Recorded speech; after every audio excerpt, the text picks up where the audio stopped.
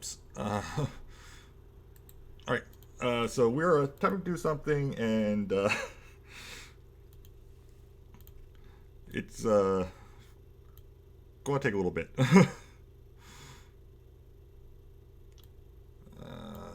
Here's the one I need.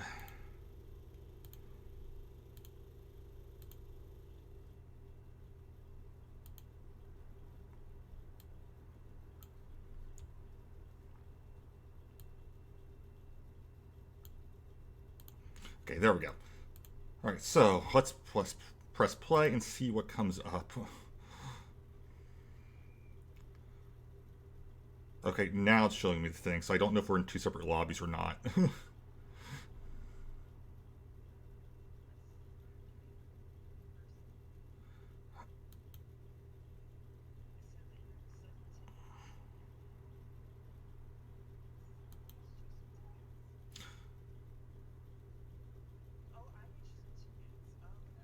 Yeah, okay, we both need to do that. Just be sure, you are green. Is that correct?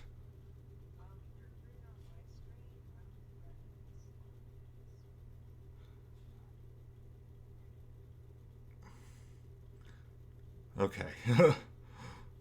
uh,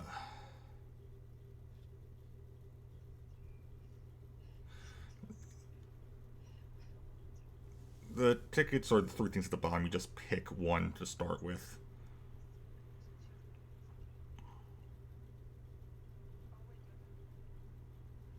You should have three at the bottom to pick from, and then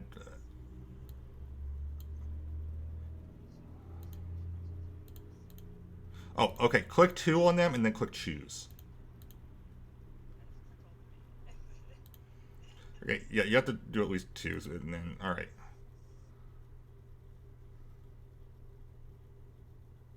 Okay, yeah, because I see you have three route tickets, so that makes sense then. All right.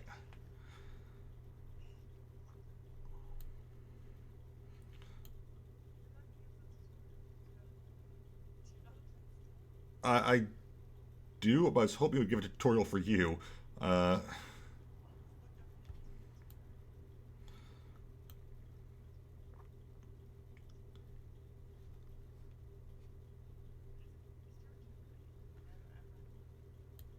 okay, yeah, I am. So I'm just. All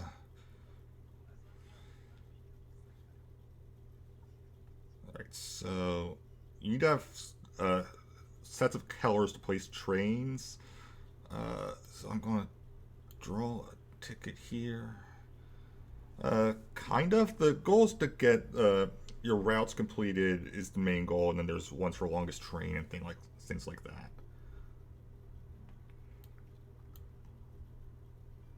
Okay, I drew two cards. It should be your turn now.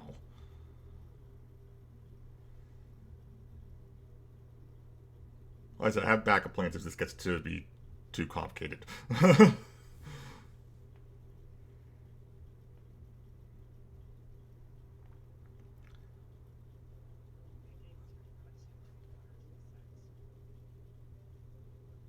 Okay, yeah, so you can, if you have the cost, you can put trains down on one of the routes here. I think they have to match the colors. I can't remember. Uh, oh, you can start from. There should be highlighted areas for you. You can start at any of those, either of those highlighted areas, I believe. Uh,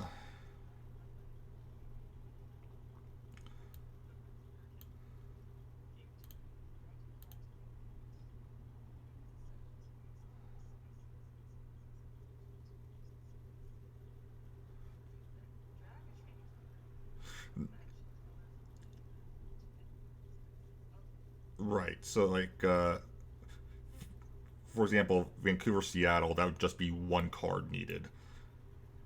It could be of any color, whereas like Seattle to Helena would have to be all yellow.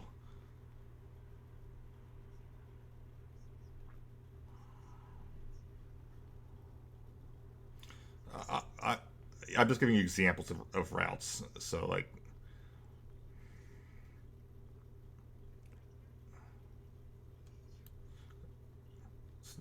Oh, it's still my turn, apparently. Uh, so you should see a car going from Vancouver to Seattle from me now.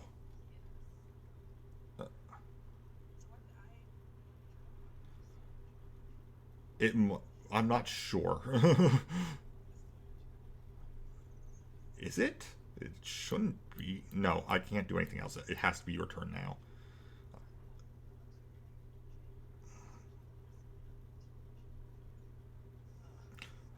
Oh, you know what it is?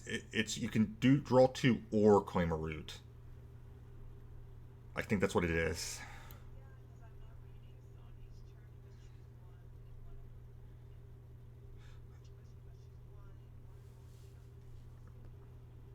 Yep. Yeah. Okay. All right.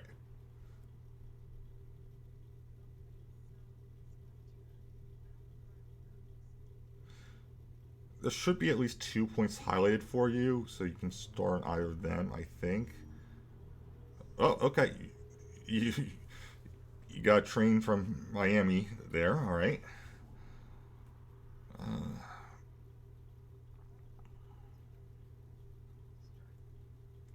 They're basically payment to build the trains, essentially. Oh, I'm not sure. I don't remember.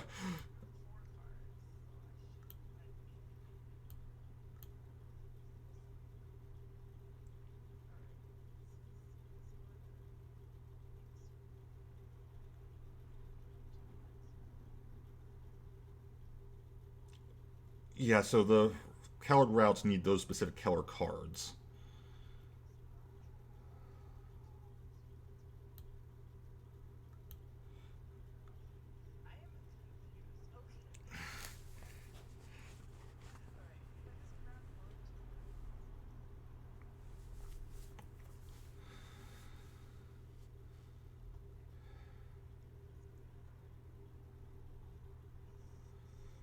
There are rainbow cards that can be used to fill in areas if you need to. I actually need to draw cards.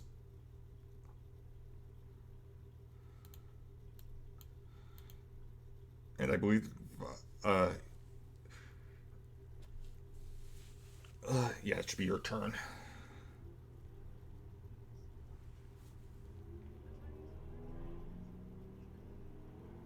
But do you have four oranges or?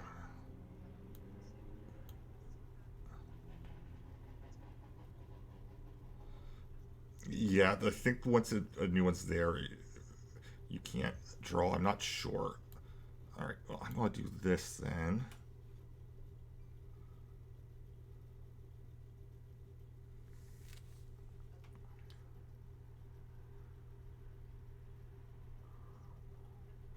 Uh, you should be able to put them basically anywhere. So yeah, like for that one, you just had to have two matching cards of any color. So that was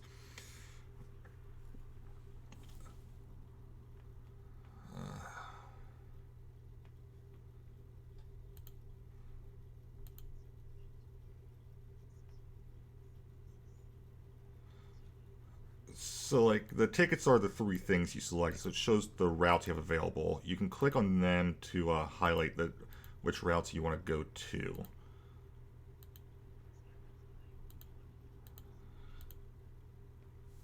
Sorry, I did kind of just throw you into this, but again, I expect there to be an actual tutorial for you.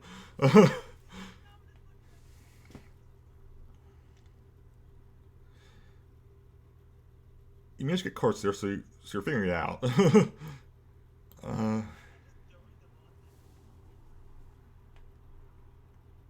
I'm not even necessarily doing the right thing myself, so in fact, I'm very much not doing the right thing. Uh, let's see. Yeah. All right, the rainbow. If you take the rainbow, it counts as taking two. Okay, that's right. It's been a while since I played this myself, so all right.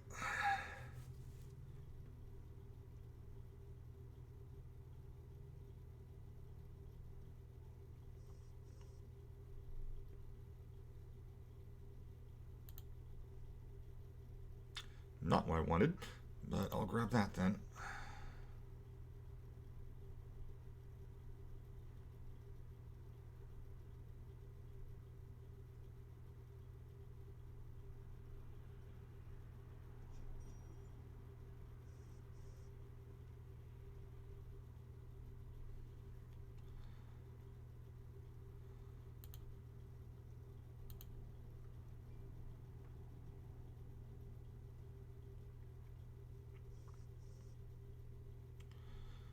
Alright, let's do this.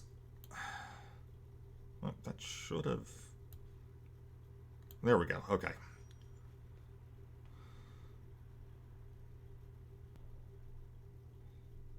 Alright, if you want to use the rainbow card, use the rainbow card first and it'll automatically fail with it, whatever color.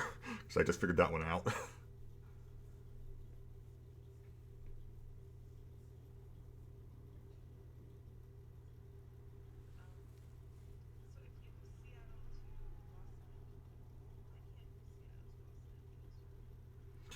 uh, I think as long as there is spaces there, you can do it. See how some have only one track and some have multiples? I think because there's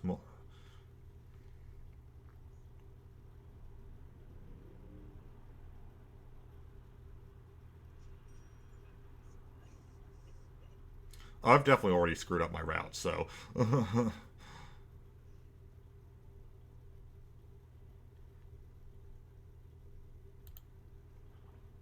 I do need that.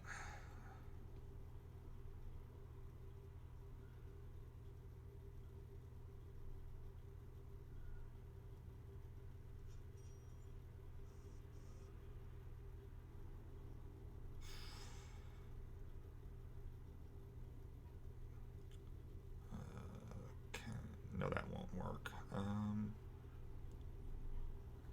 All right, let's do this.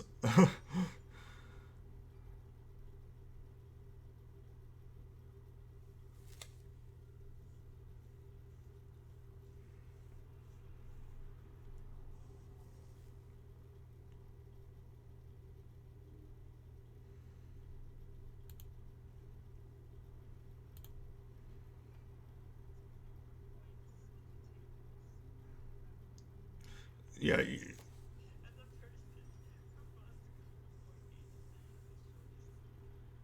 yeah.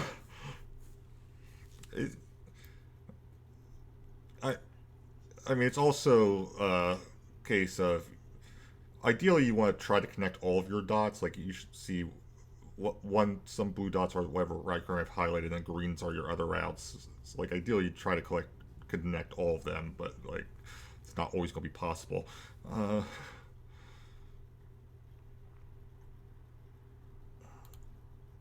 this,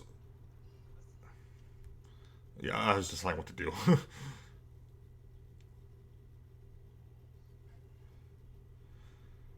I also was hoping to add computers to this because that would actually probably help you learn a bit better, but I could not figure out how to do that. I think that might have done it. Yeah, I think I wasn't sure because no two games work the same, so who knows?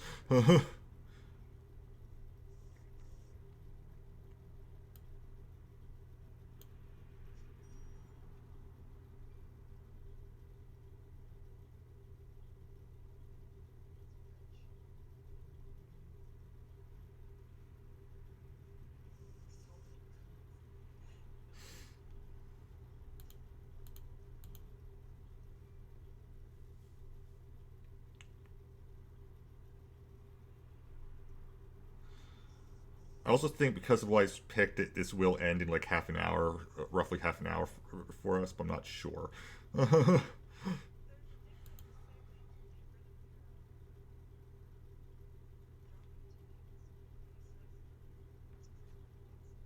Oh, once you have a route connected, you can then choose to draw more tickets or not. Yes.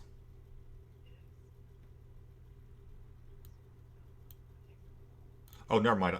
I had to pick a second card. Sorry, I thought I picked two. Uh,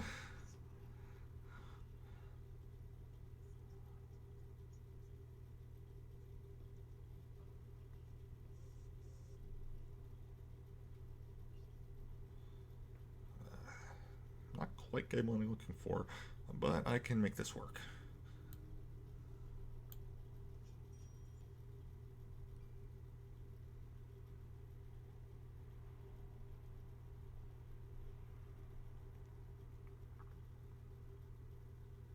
I was not expecting to just throw you into this without anything. Uh,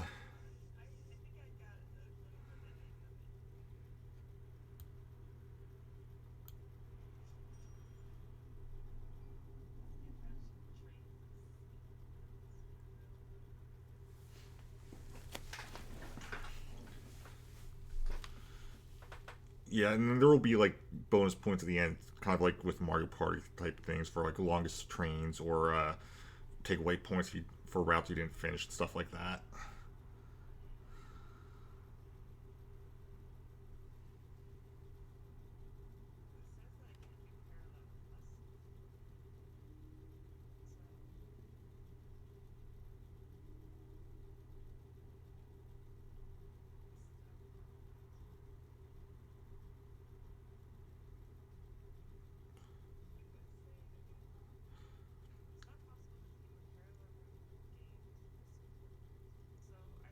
Oh, so okay, so that's how that. Okay, so you can't do the Vancouver Seattle one because it's only two of us. I did not know that. Okay.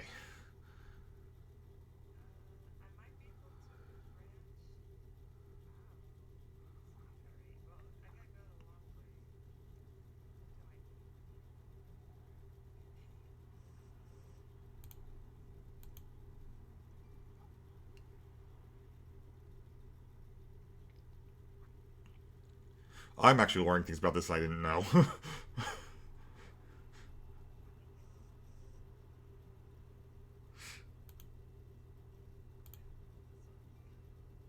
Look, that's the entirety of what I know of the song, so. And I like the song, but it's the entirety of what I know.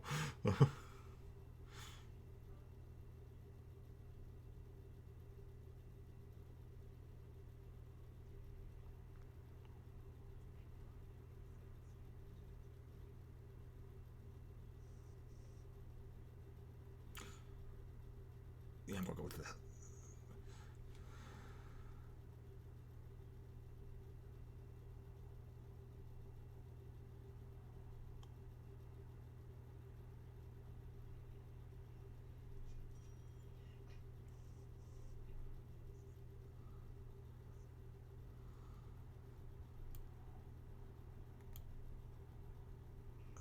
Oh, I thought I had more than I did. Okay.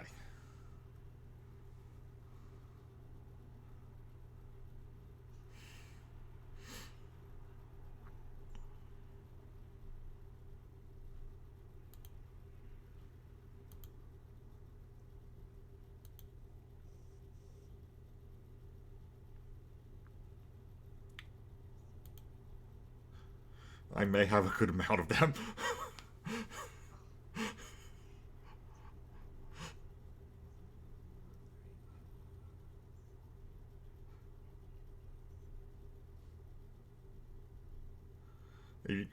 Yeah, I was gonna say if you don't see one that you need on the pile, just draw from the. Because I'm going for a specific thing that. Oh, now I get it. Okay.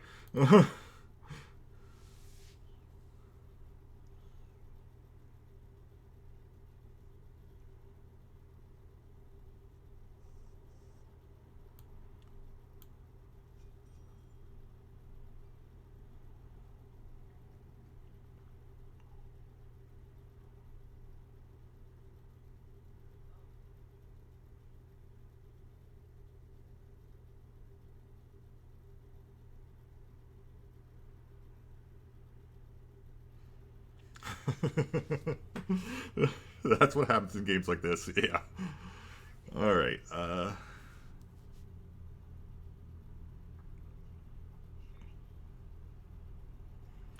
Keep in mind, I have no idea where you're going because that's the point is that we're not supposed to know. But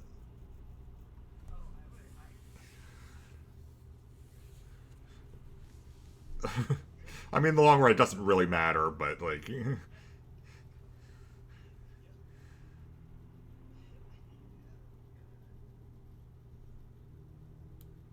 in the long run, it probably doesn't really matter if we know, because like eventually we're going to figure out anyway and just try to block each other. But I'm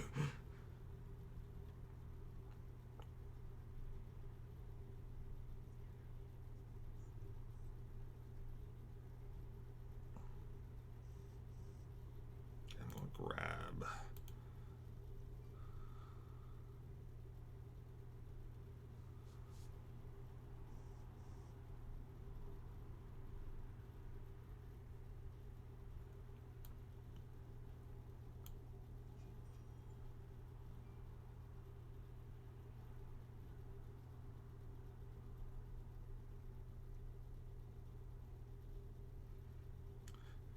But it actually might be easier on a different map, but I only have the US map available, so.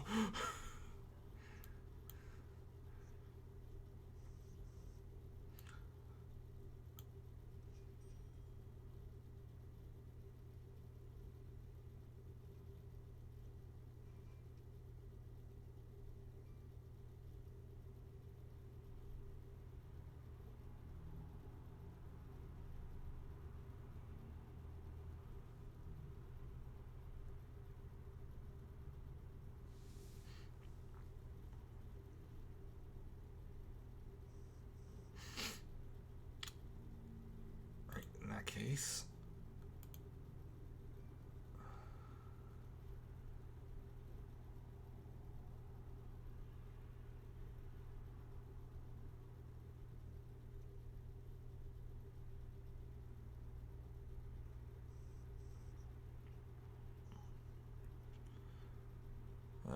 Yeah, I'm just going to do that.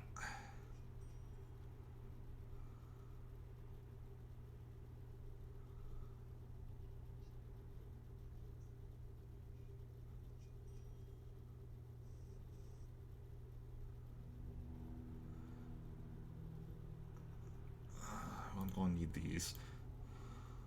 Probably.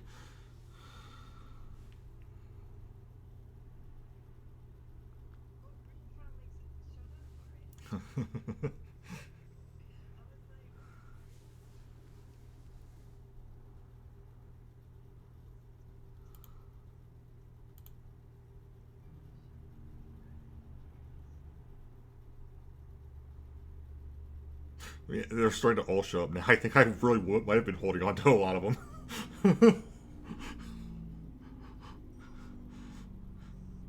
Because I don't know how this works, if it shuffles under or not. I can't remember.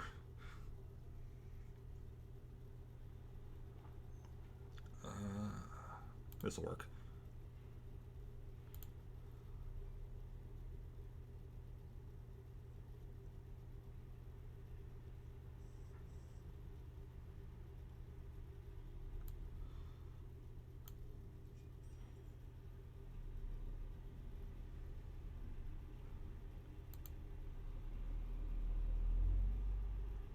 I made a mistake. Okay.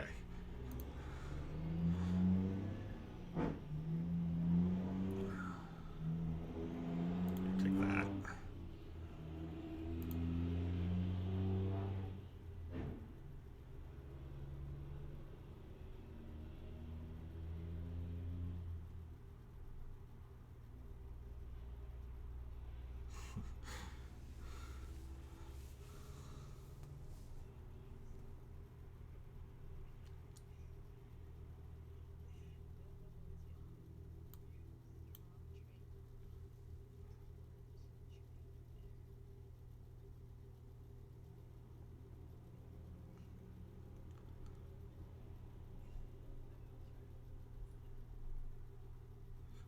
Are you sure you have enough of that card too?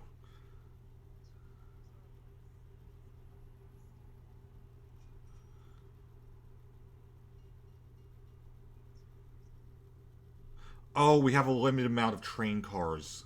Right, okay. Like, I have 5 left. Okay. Next to your portrait should be the number of cars you have. I completely forgot about that too, so. It's like you only have 2 left, you can only put them in a 2 spot, I guess. It might be, yeah.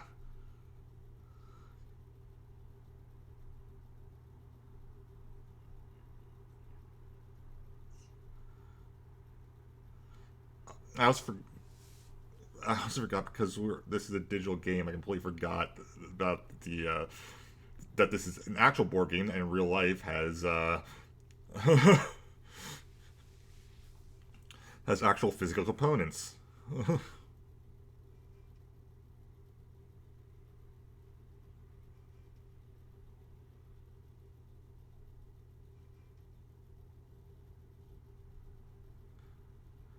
See, you got all your routes. I only got two of mine. But I got the longest train, yeah. You won.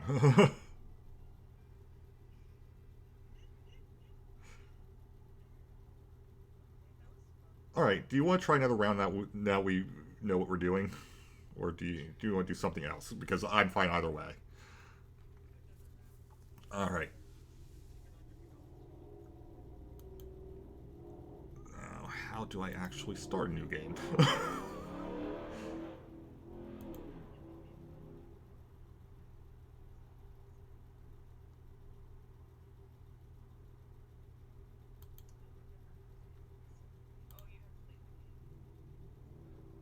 All right, I'm just going to exit out entirely, and then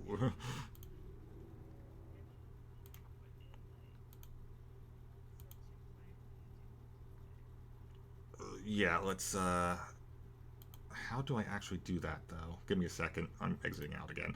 Uh,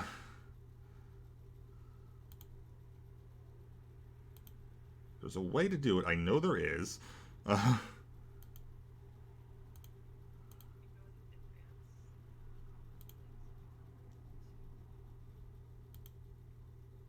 there we go. Now we have a computer. Okay.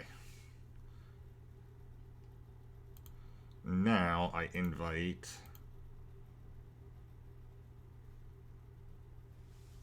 Then, if we both press play, it should work.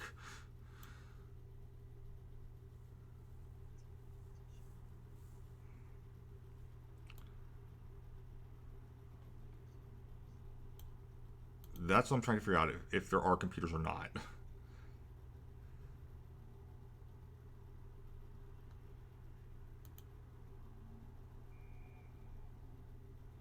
I don't think there's computers. I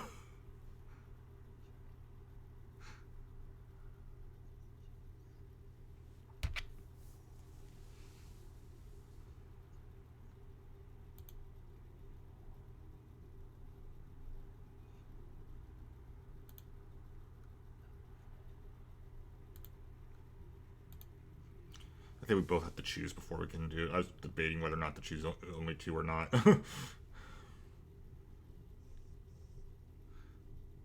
I think I had to select three for there to be a computer. I think that's what I did wrong.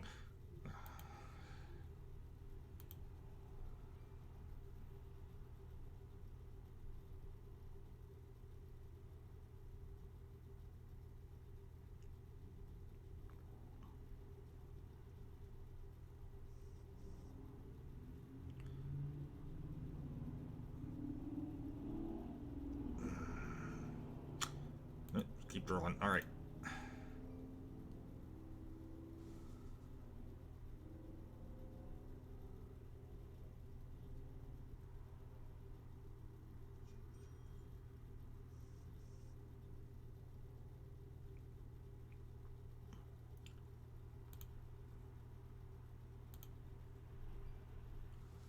Should just take that rainbow. Okay.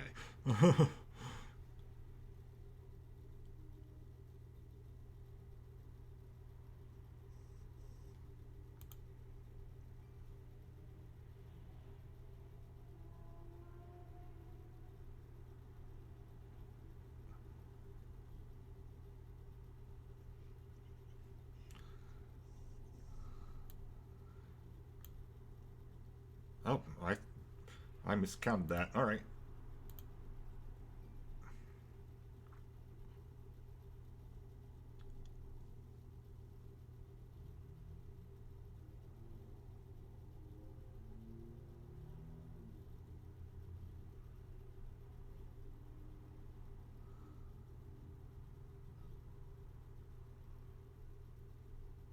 Remember, you can click on the routes at the bottom if you want to see.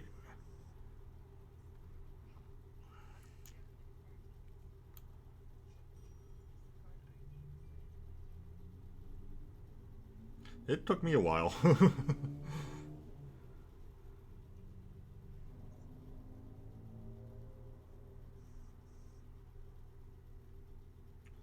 This will work though.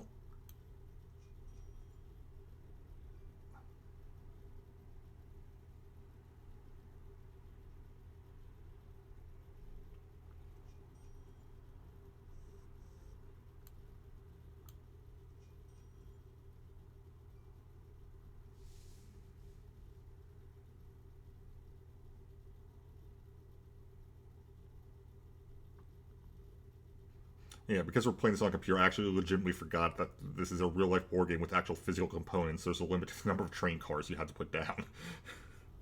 Because that's what's next to your character portrait.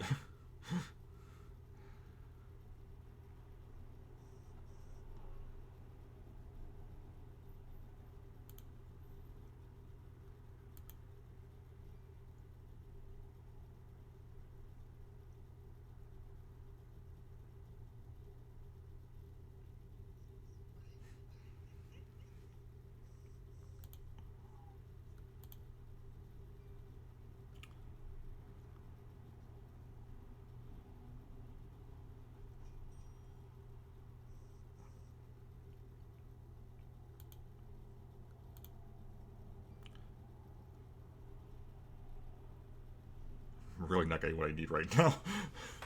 Not for what I'm trying to do. I could probably do something better, but I'm committed at this point.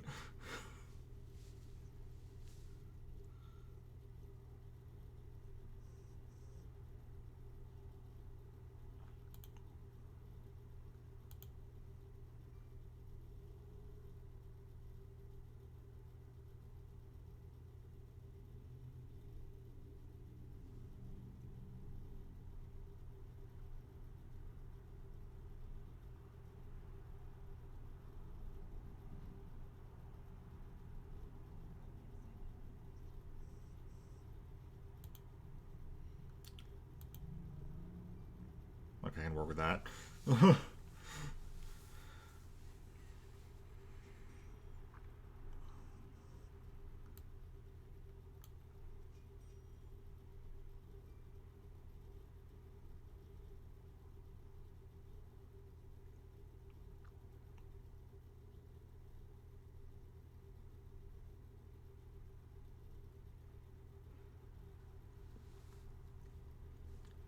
I'm playing ahead. I think you can just put trains down anywhere as long as you have the cards for it, but I honestly cannot remember.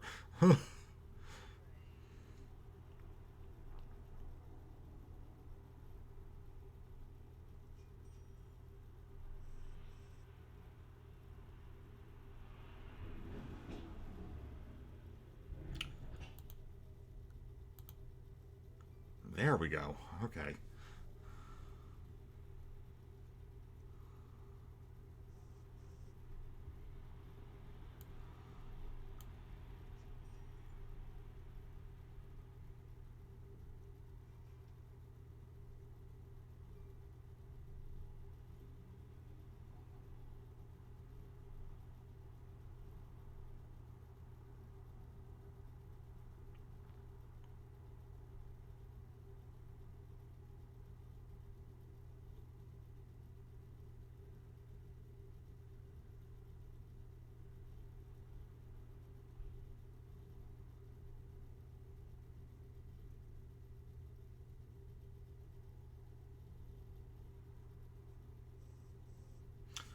I needed that.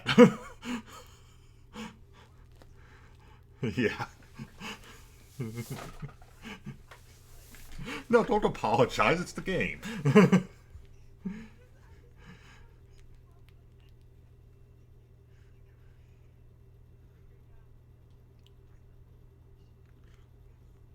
Right, yeah.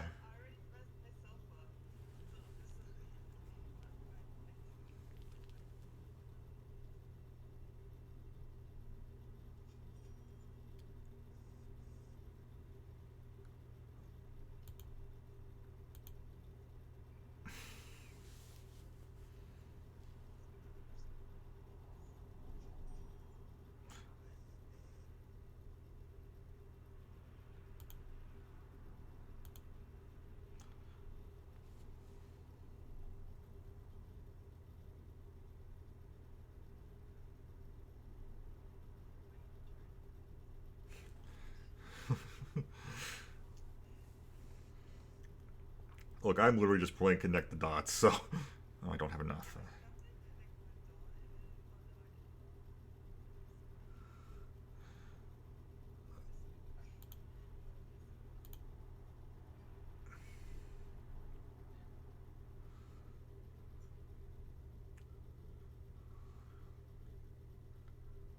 I'm sure there are much better ways to be doing what I'm doing, but again, I'm committed.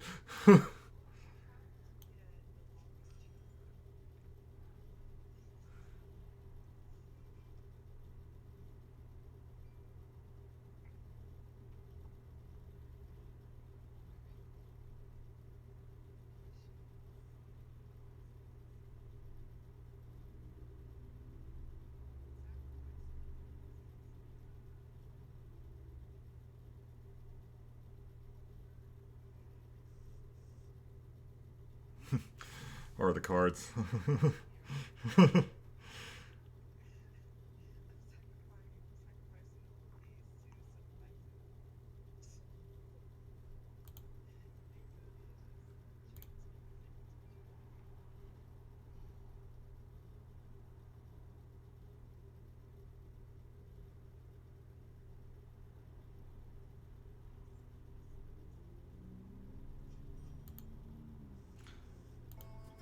I just realized I've had you muted this whole time on stream.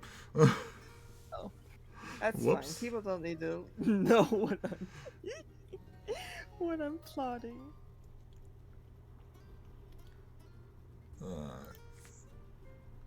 Not what I need, not what I need. Take my sacrificial pawns. That'll work.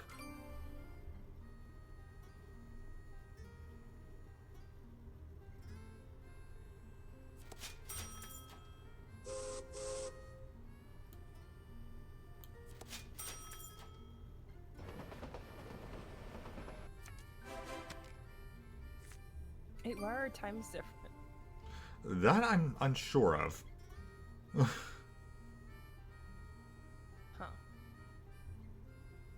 Oh, you know what? I think it's only counting down when it's our turn. Oh yeah, okay, I see. So that must be a limit you have for the turn itself, which is a long limit, but okay. Now, remember how to do something. Oh, there it is. Yes.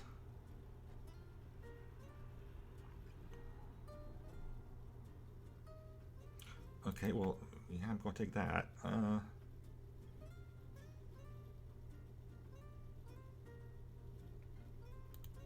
regret that.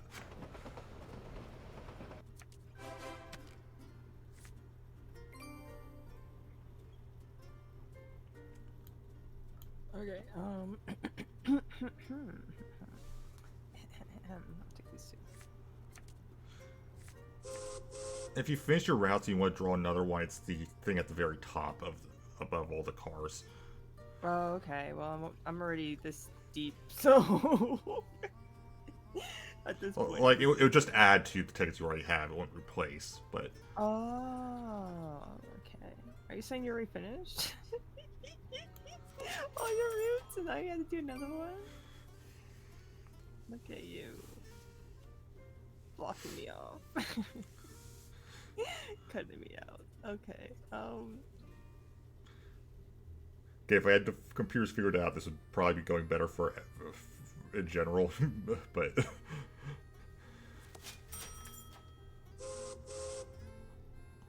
Where do I need to get to again? Okay, that's actually difficult for the one for what I specifically want to do. So let's just do it this way.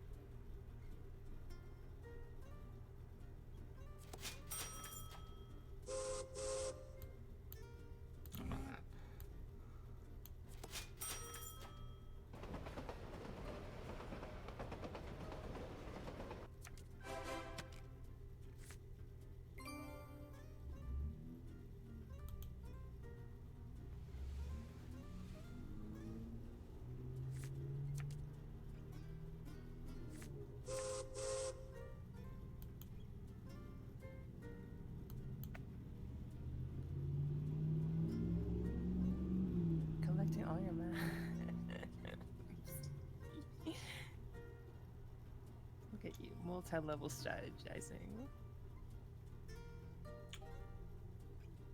Can I do that? Okay, yeah, I might be able to do that.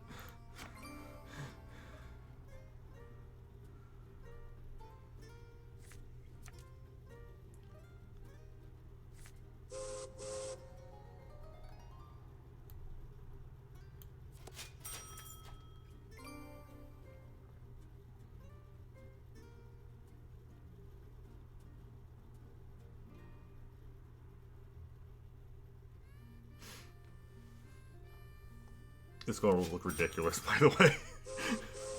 I'm sure you have like 10 cities with your 6 little tickets. I'm out here being like, okay, we're just trudging along with the 3 I got originally. And hope for the best. Because we're running out of train cars. Alright.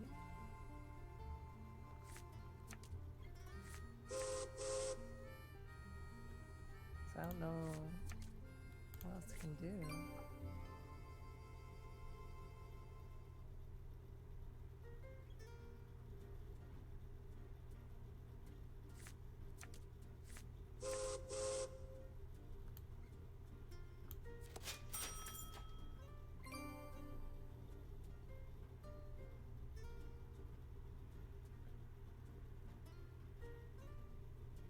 I don't think it matters.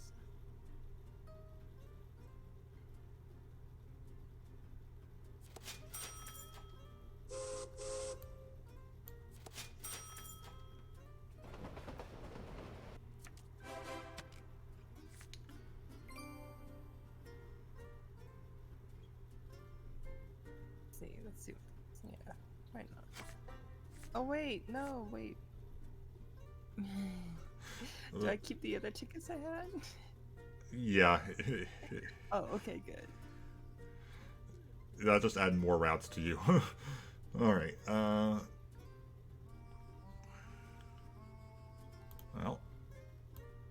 I'm not sure if I can use any of these. You're out here monopolizing all the routes.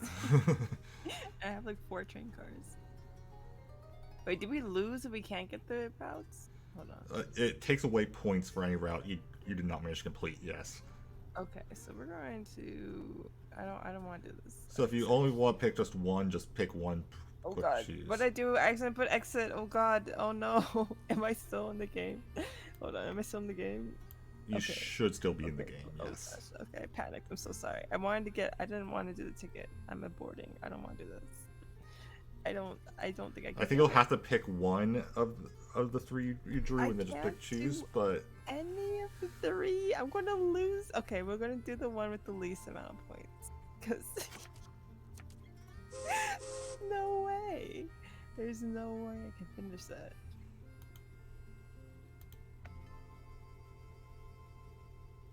Because I can't do parallel routes with you in the way.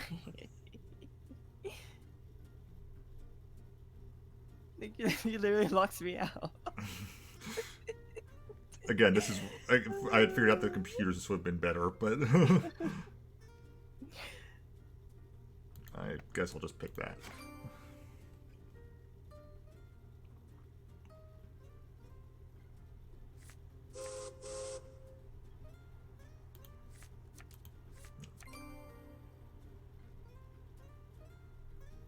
Let's see.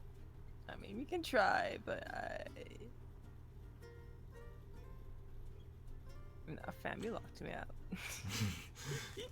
Either way, it's going to end soon because we're both at 4 cars. Right.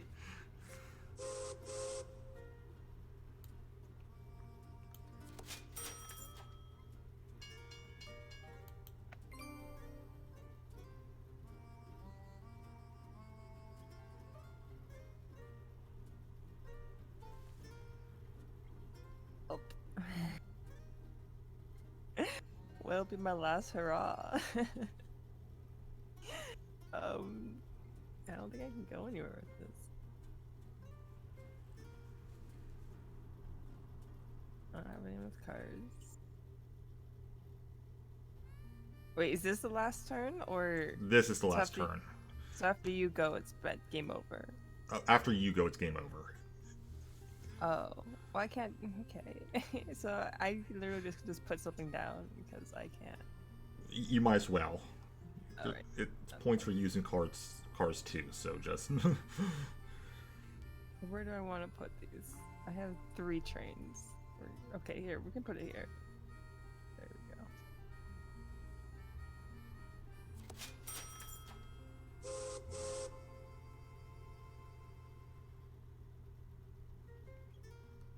oh, maybe I was wrong. It is on ends on my turn. I thought it was on yours, but I can't do anything anyway. So I guess I'll just do this.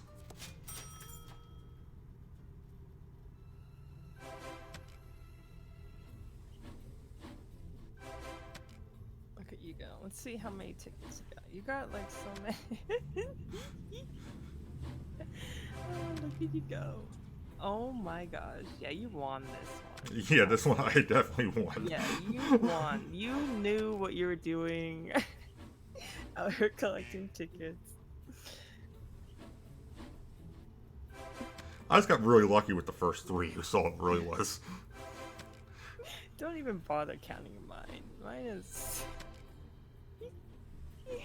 Yeah.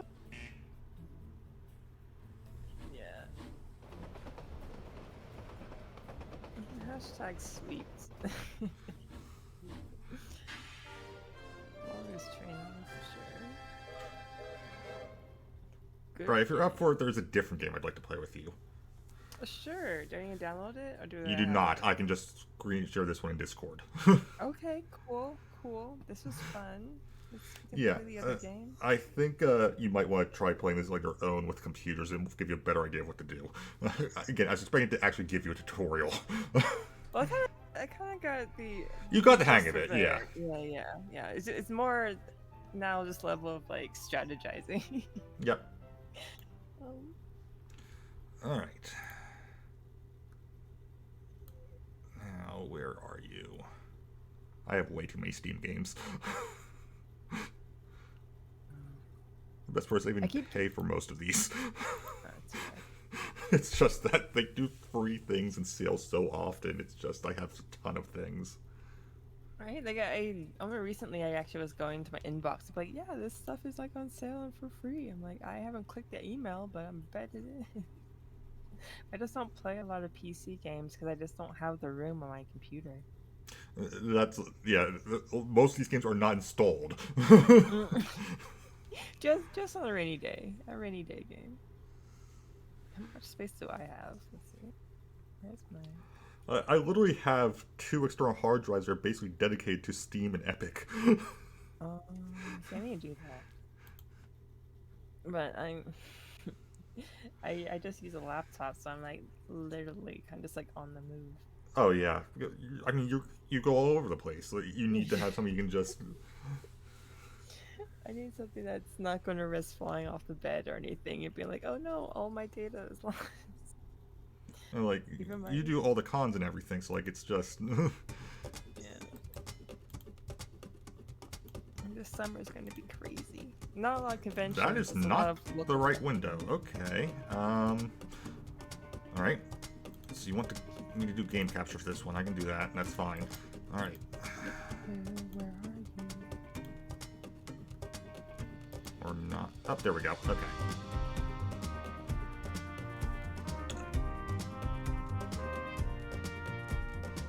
Oh, there's an update, right?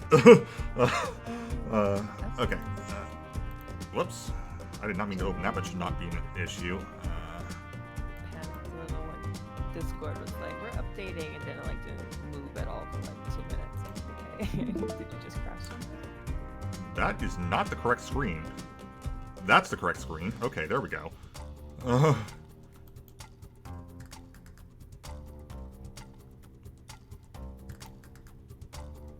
Let me know if you can see it on your end.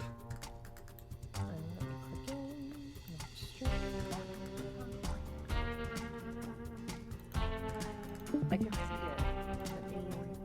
Try this. I don't think it's looking.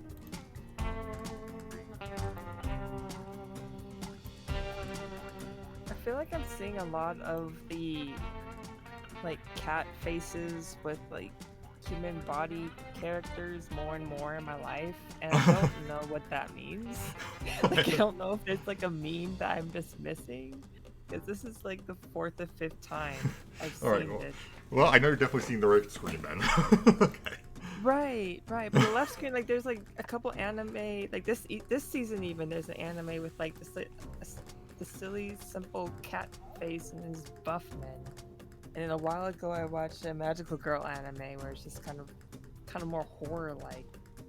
Not realized I had done DLC for this. I will have to grab that later. Anyways, this is the newest game in the Monster Prom series, Monster Road Trip. I am going to. Where is the? Is it here? There we go. Yes, you can hear your thoughts.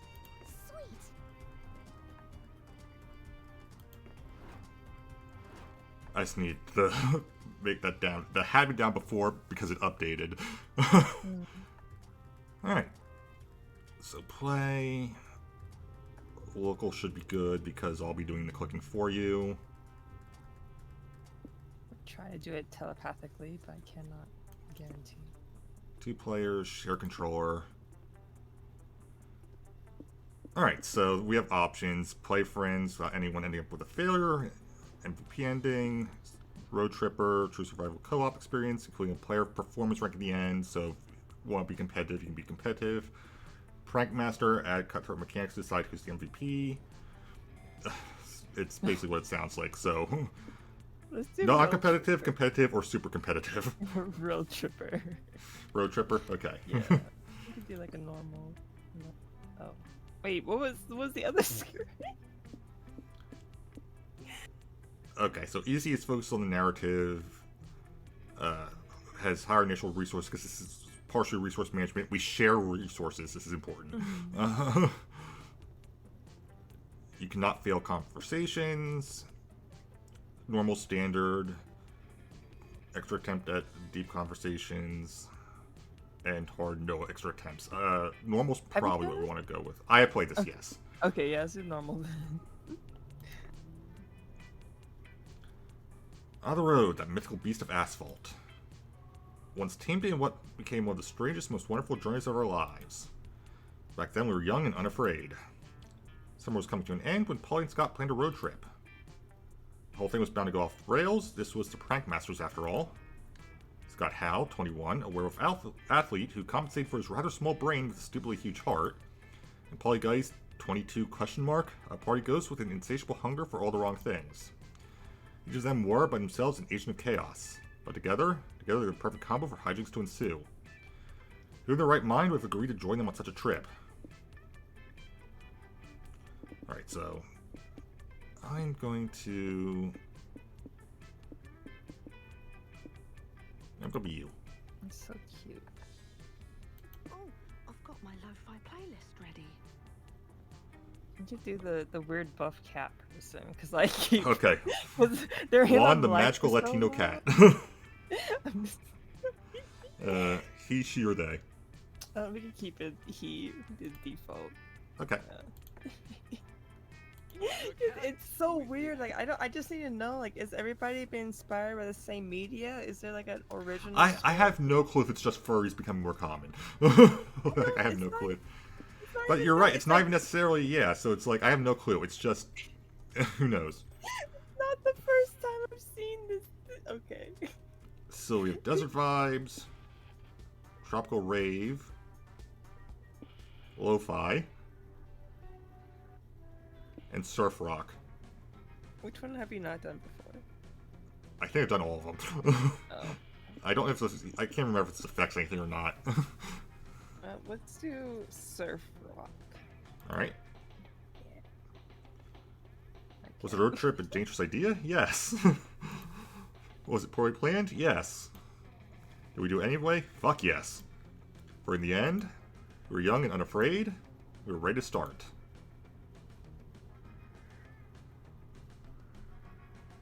Hands on the wheel, eyes on the road. So we're each going to get, once each our turn, we're going to get a choice for which direction we want to go in. We have our resources on the top right. Are we trying to And go these are somewhere? the endings I got, I think. Alright. Okay. The goal is we will just get to the end, and it'll determine the ending for us there, essentially. Okay, so we're just driving to drive. More or less, yeah. And you can see what resources will go up or down, and then mystery ones. Features gas station or cheap motel? Cheap motel.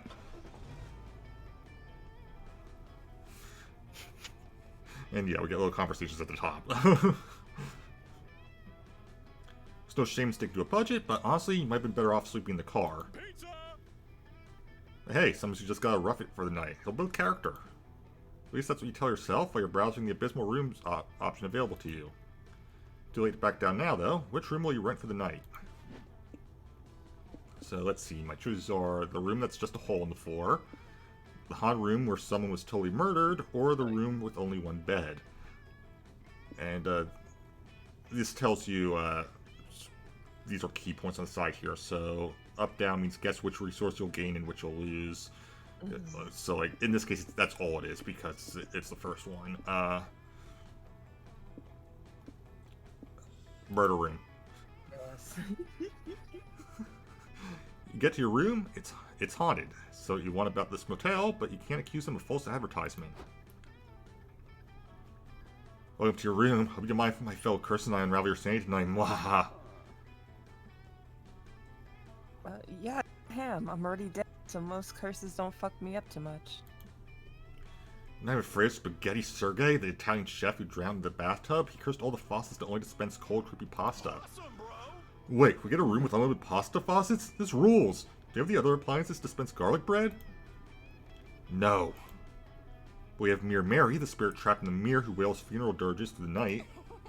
Oh, sick. I was just saying I wanted to do 4 a.m. karaoke, but Hazel said we couldn't if we didn't have backup vocalists. This is great. Yeah, it's just fucking super.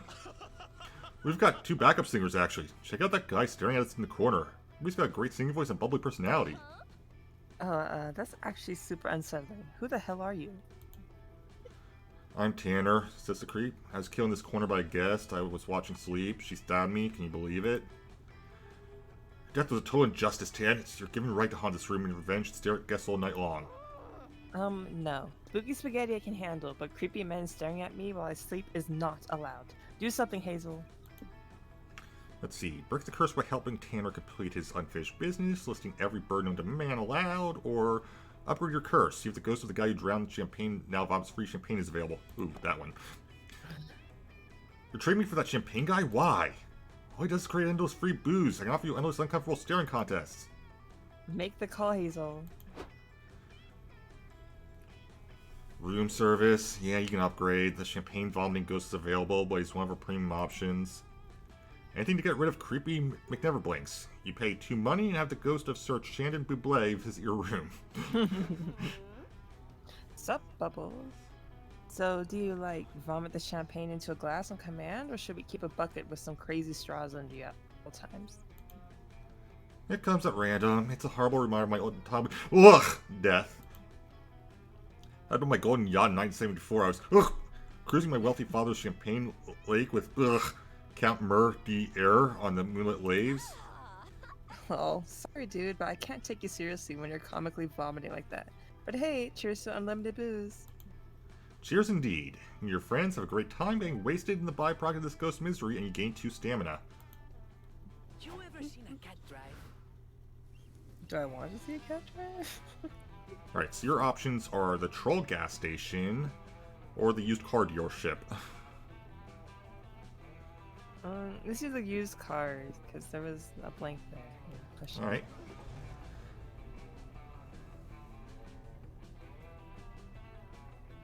Totally while you're doing it. He's so cute. You're lured to the dealership, mesmerized by inflatable air dancers and bombastic signs full of exclamation points such as "Buy today." You don't even know why you're here. You don't need a new car, but such is the power of eye-catching marketing. Big sale! Since you're here, you go and do your usual weird shenanigans, why not? So what's it going to be, Juan? You can go on a joyride, sell some cars, or dance with the air dancers. Let's go on a joyride. There's only one thing more fun than driving your old shitty car. Driving someone else's old shitty car. Joyride time. Howdy. Hi, Mr. Salesman. I'm Scott, and these are my friends. Can we drive one of your cars? Well, are you interested in buying one of my cars? Asked the salesman. Yes. Good enough for me. Here are the keys. Bring it back before 7 p.m. I need to close the dealership by then. What? We're pretty sure this is not a good or smart way of selling used cars, but hey, you're not complaining. Scott peels out of the dealership in the new car and drives an hour into the city. You're waiting at a stoplight when a breathless pregnant woman knocks on your window. Are you my Uber? Thank God you're here. You gotta take me to the hospital. We're not. You're an Uber? Hey, come on, take me instead. I gotta follow that cab. Why? What's so special about the cab?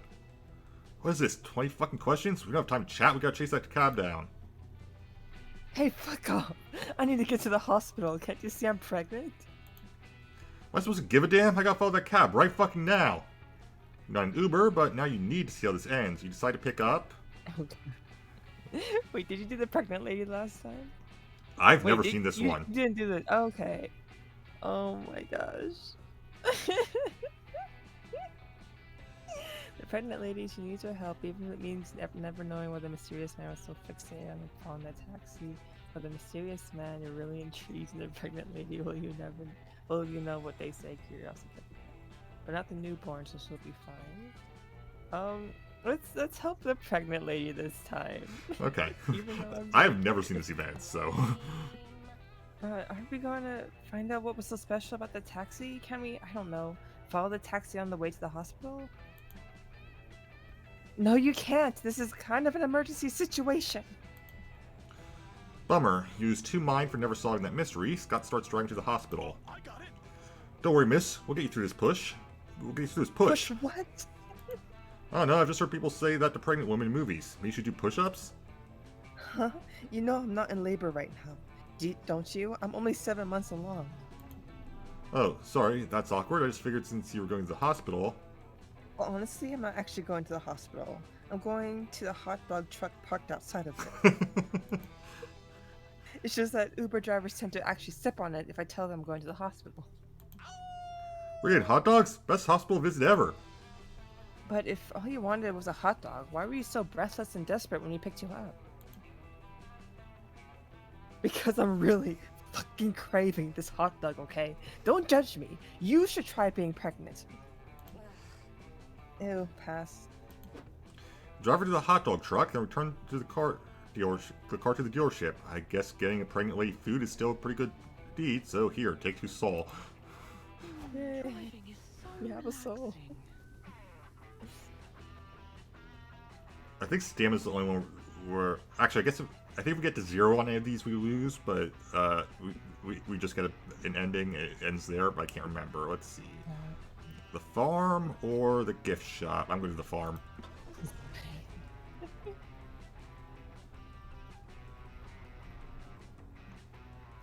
Ah, farm life. Sometimes it's nice to get away from the hustle and bustle of the city. Farmers enjoy clean air, homegrown food, and simple living. Wonderful fragrance. Sure, it comes at the price of doing lots of hard labor and usually only having livestock for company. But fuck it, today you're all about that cottagecore life. What part of the farm do you want to see first? The cows. Unquestionably the cows. Your friends wanted the farm for a little bit when you run into its owner. Oh, hello. I'm Jacqueline. Are you strangers here to help and support me as I restore my grandfather's farm? Nah, we're more like trespassers. We just wanted to pet some of your cute farm animals. That's fine too, but I have to warn you, my animals have been acting weird lately. Things were going great when I raised cows and sheep, but when I brought my pigs... Well, you can see for yourselves. I need to plant at least 4 to 5 seeds this afternoon to optimize crop production, but I'll meet you at the barn soon. Check out the barn. The animals have gathered in a circle around one pig standing on a milk crate and giving a speech. Oh gosh. Oh no. Well, I know what book this is. Right? Oh no. Yep, unquestionably. Rise up, comrades, says the pig. We've long toiled under monster kind, doing their bidding for no reward. We must overthrow Jacqueline and take over the farm ourselves. I love your idea, Snowflake, says a cow. What sort of reform do you plan to establish once you're the farm overlord? Well, when I'm ruler, we'll build a huge walled enclosure and imprison the monsters, and then we'll make the monsters pay for it. It'll be awesome. I'm back. Anyway, do you see what I mean? The animals have gone postal. I don't think I'm a tyrannical farm dictator like I've overheard them say. I also don't mind establishing a fair union between me and my animals if that's what they want. But I'm pretty sure Snowflake just wants to establish himself as a cruel dictator and is taking advantage of the animals' limited intelligence to do so. What are you talking about? Snowflake sounds like a great leader. He's going to make the monsters pay for the wall. Oh dear. I've got an idea. Let's introduce a rogue element into Snowflake's regime. The animals won't listen to us monsters, but they might believe one of their own. That could work. I met tons of weird animals since I moved here. Let's ask one of these two. Oh, Let's see. Fuck capitalism, embrace anarchy, topple this new status quo by planting an anti-establishment punk skunk with tons of raw charm and an insolent band, or send in this very normal rabbit who only needs a convincing backstory to go undercover. The skunk. Because the rabbit terrifies me. Right. Later, the animals are gathered for another political meeting. Snowflake is doing a Q&A regarding the MonsterKind insurrection. Snowflake, asks the cow, will we really get all the hay we can eat in the new regime? Of course, says Snowflake. That's the best part about my regime. We won't have to pull plows or do any work, and we'll have food aplenty. How's that possible? Asks the concerned horse. We do need a more equal labor distribution, but everyone will need to do some work in order for society to function. Snowflake's response is drowned out by someone suddenly wailing on a grungy electric guitar. You guys are so boring. Who needs society when you can say fuck that noise and make some noise? Wake up, sheeple. We like what he's saying, say the sheep, headbanging in unison. Embrace anarchy! Yeah, anarchy! Wait, let's not be too hasty, Snowflake says desperately. I promise a lifetime of free hay and an enslaved monster, any animal who supports my leadership. No one cares. The skunk is drowning out Snowflake's propaganda with loud guitar solos. The skunk puts on the best concert you've ever seen. Well, maybe not the best, but it's definitely the loudest.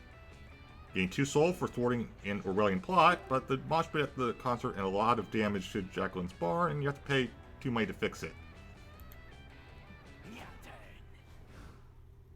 Was the pig like Snowball in Animal Farm? I think Snowball, yeah. Okay. So you have the Gothic Manor, or the picnic spot. Ooh, let's go to the Gothic Manor. I feel like we're going in circles now. Thankfully, this is not a game that makes any sense, so you don't have to worry about it. Okay, cool. You're driving along when the road is flooded by a sudden thunderstorm. You have no choice but to pull over and look for shelter. Fear my fangs. Wait, am I bad? You're a magical Latino cat, so who knows? Oh, okay. But in the velvet darkness of the blackest night, burning bright, there's a guiding star no matter what. God damn it. Who you are. I can't believe it took me that long to realize it was Rocky Horror.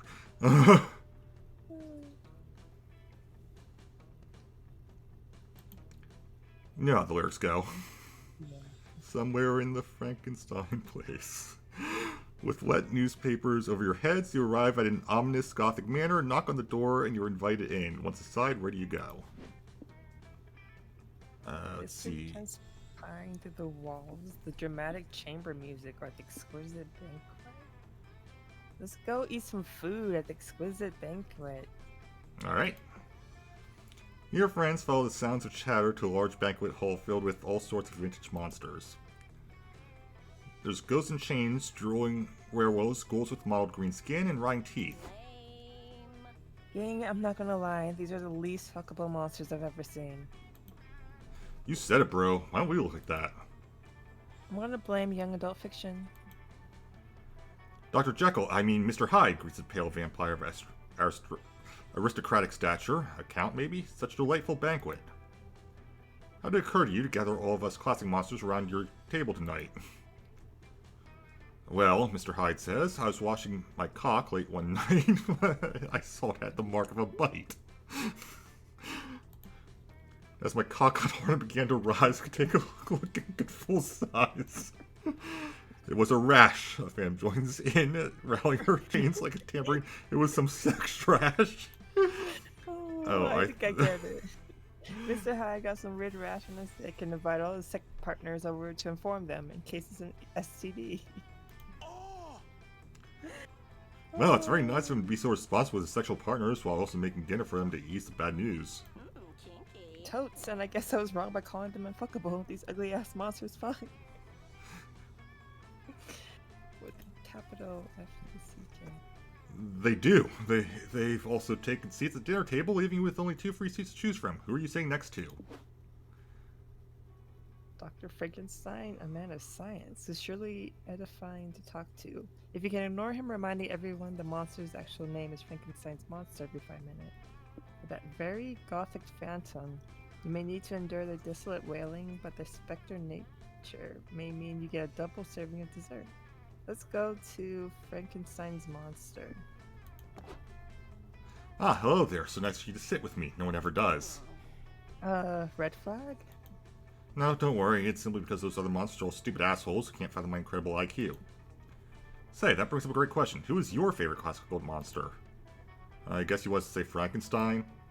Ah, you flatter her. But alas, my boy, I must correct you. Its true name is Frankenstein's monster.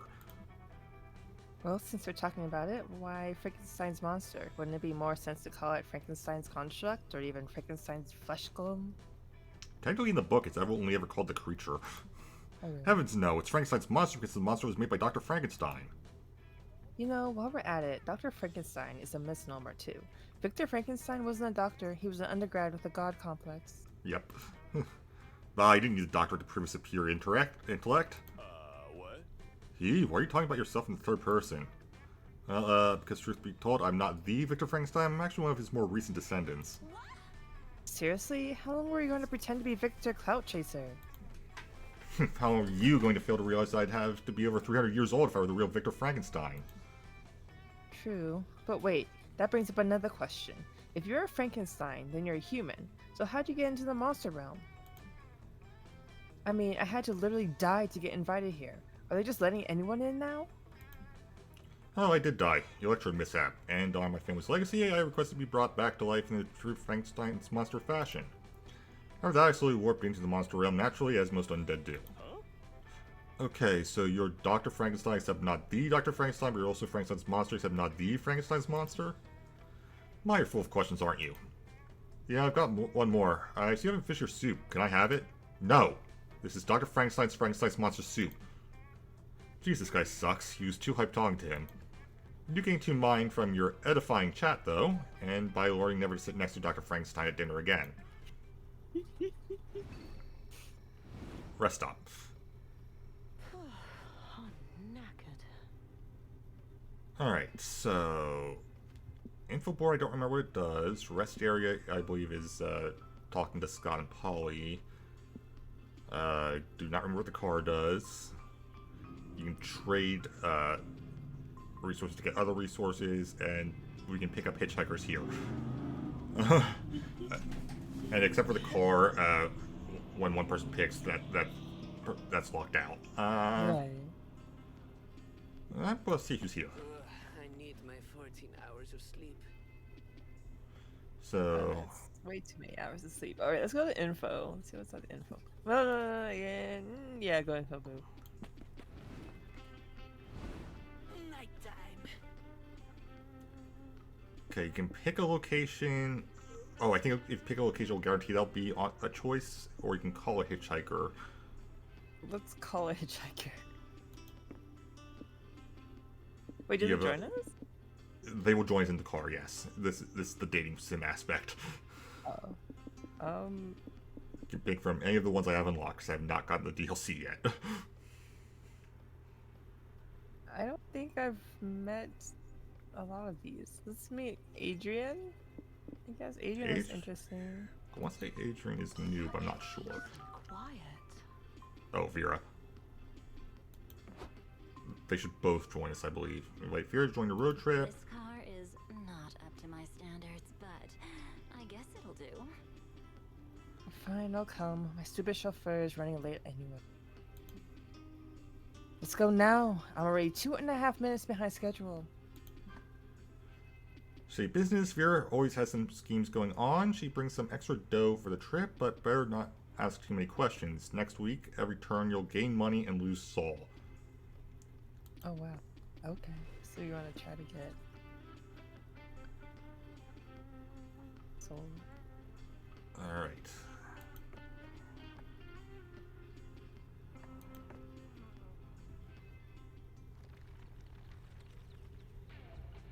Alright, so it's going to start with you this time. Cat drive. Maybe they'll be there at the next stop. I honestly don't know. I've never done the Call to Hitchhiker before. To the rodeo or border of a one-person country. Let's go rodeo. It might give us some soul.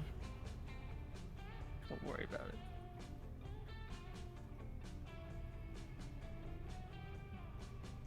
Rodeos are an exciting celebration of all the best parts of cowboy culture. Not my first rodeo. Horseback riding, calf tying, steer wrestling, and eating obscene amounts of pulled pork. There are lots of events and exhibitions happening today. What do you want to see? Rodeo clowns, lasso tricks, and fucking gold. Wait, what does the up arrows mean? In this case, you'll gain hype, but you have to guess which one. Oh, this one? Each of the Yeah. 3 options will affect any resource either a bit, somewhat, or a lot. So you get 3 choices, and you won't know how they'll affect it necessarily. Okay, let's go with that one. Bucking bulls, alright. You approach your rodeo announcers and say you want to try riding a bull. Okay, they say. Do you want a mechanical bull or an actual bull? Real bull, do whatever's the most dangerous and the least sensible. Unsensibly dangerous, coming right up. Juan, come to the stage. Your friends can watch from the stands. Welcome to the rodeo, everybody. Today we've got only the roughest, toughest, swayest bulls and bull riders, starting with Juan. Go team! Go Juan, go for the win. Say, how do you win at this sport? Usually a win is declared when the bull is exhausted or when the rider needs emergency spinal surgery. Whichever comes first. They all know our rodeo is a bit different. We don't like exhausting poor animals just for enjoyment. We like a bull man who can consent to entertain you fine folks. Please be Morty, please be Morty. So give it up for the king of shattering dreams and pelvises of bull riders everywhere, Morty the Minotaur. I feel like I remember this man. What's up, Juan? Ready to ride this bareback into oblivion? I see that look in your eyes. You don't know if you should be terrified or aroused. I call it going horny with fear. I remember you. You should be horny afraid. It'll be a real challenge to ride me. It's hard, it's rough, and it takes more fortitude than a Spartan battle. And that's just the foreplay. You got this one. Just establish a safe word like, I'm not getting me off this fucking bull. You absolutely not got this, but you can't back down now. You just need the right strategy to come out on top. How do you ride Morty? Oh dear. Whoa, maybe it's too soon to ride Morty. You barely know each other. Maybe you can just get lunch and take it slow. Set the Okay, right so mood. you can see the ahead. arrows in the bottom right. That's how much it'll affect the stats. Okay. Set the right mood with suggestive music and lighting while also wearing appropriate rodeo leather. Then you'll be ready for a wild ride. Or brew a performance-enhancing tantric potion so you and Morty can transcend flesh and ride for hours in a deeper journey you'll never forget. Let's do the suggestive music and lighting. All right. The second one. Yeah. First, you pick out the perfect pair of As's chaps so that your butt can properly feel enraged vertebrae and Morty's bucking back. Yes. Next, you select the mood music. It's the soundtrack to Brokeback Mountain. It's sexy. It's cowboys and has the word "back" in it. What could be better? Wow, I'm loving the attention to detail. Most bull riders just want to wham bam. Thank you for the spinal surgery doctor experience. You really go all out for your one rodeo stands. I'm impressed. I'm really supposed to make this easier for you, but since you're going to so much trouble, here, put this bit in my mouth and use these reins to hang on. If you think you're going to fall off, the safe word is butts, butts, butts, butts, butts. 5 butts, exactly. Let's ride. You ride Morty into oblivion. You don't fall off, but you're exhausted. You lose 2 stamina. Great work, Boo. Sure, you just sobbed and clinged pathetically to Morty for dear life, but you still did well. Yeah, that's what you typically hear after you ride someone. You gain 2 hype. No questions allowed. Oh, this seat is comfy. Let's see, we have probably just a Mirage or a kite tournament. I've got to go for the kites. That's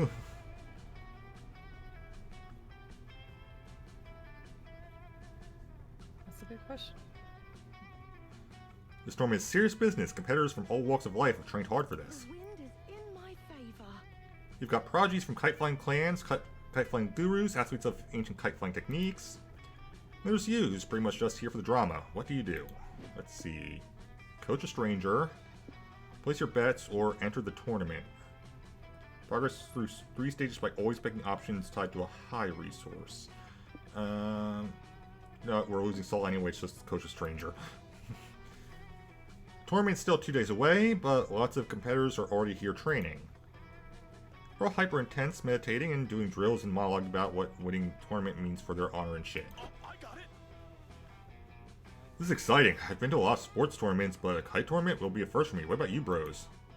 Well, when are you ever going to pass up the opportunity to lie to your friends to seem cooler? No, seriously, when will you? It's getting old. I was an avid kite flyer competitor back in my day. I even won several gold medals before I retired. Wait, you say you're a retired kite flying champion? Do you think you could train me before the tournament? I've always wanted to be the best kite flyer in the world, but now that I'm here with all these actual professionals, I realize I'm a bit out of my depth. But with your expertise and my plucky underdog archetype, I could win this thing. Of course Hazel will help you, bro. It'll be a great opportunity for them to put all their kite knowledge to good use.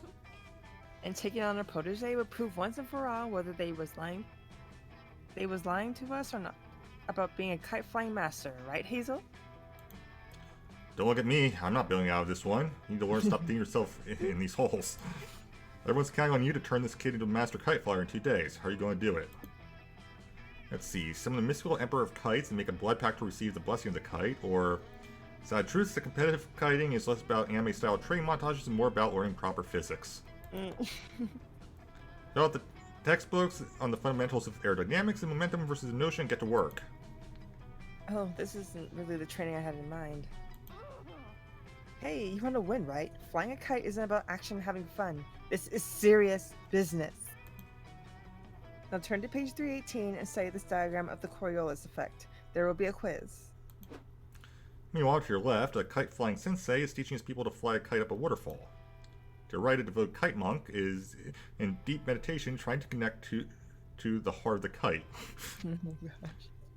Behind you, a kite-flying champion is teaching his protege to think like a kite. They're running around with their arms out making wind noises. Up ahead, a seasoned kite flyer is busy teaching his student to fly his kite with weights attached, even if that goes against all buoyancy principles. He was too hyped with your obviously less cool training techniques, but when the tournament comes along... You rock. Hazel, your protege won by a landslide. Like, such a big lead, it looked like nobody else was even competing. I meditated the whole time, but I still lost, the monk sobs. Why didn't the monster tell me I couldn't pilot the kite with my mind? This most convincing kite could be the student who pretended to be a kite size, but no matter how hard I tried, I couldn't soar through the wind on a string. Thank you, Hazel. I thought your methods were stupid at first. I guess hard work and studying actually do make a difference. Who'd have thought? You gain 2 soul for being a good coach. Fine, I'll lend you some. Cats can't normally drive, but I am no normal cat. Let's see, the options are End of the World Summit and Wealthy Mansion. Let's go to the End of the World Summit.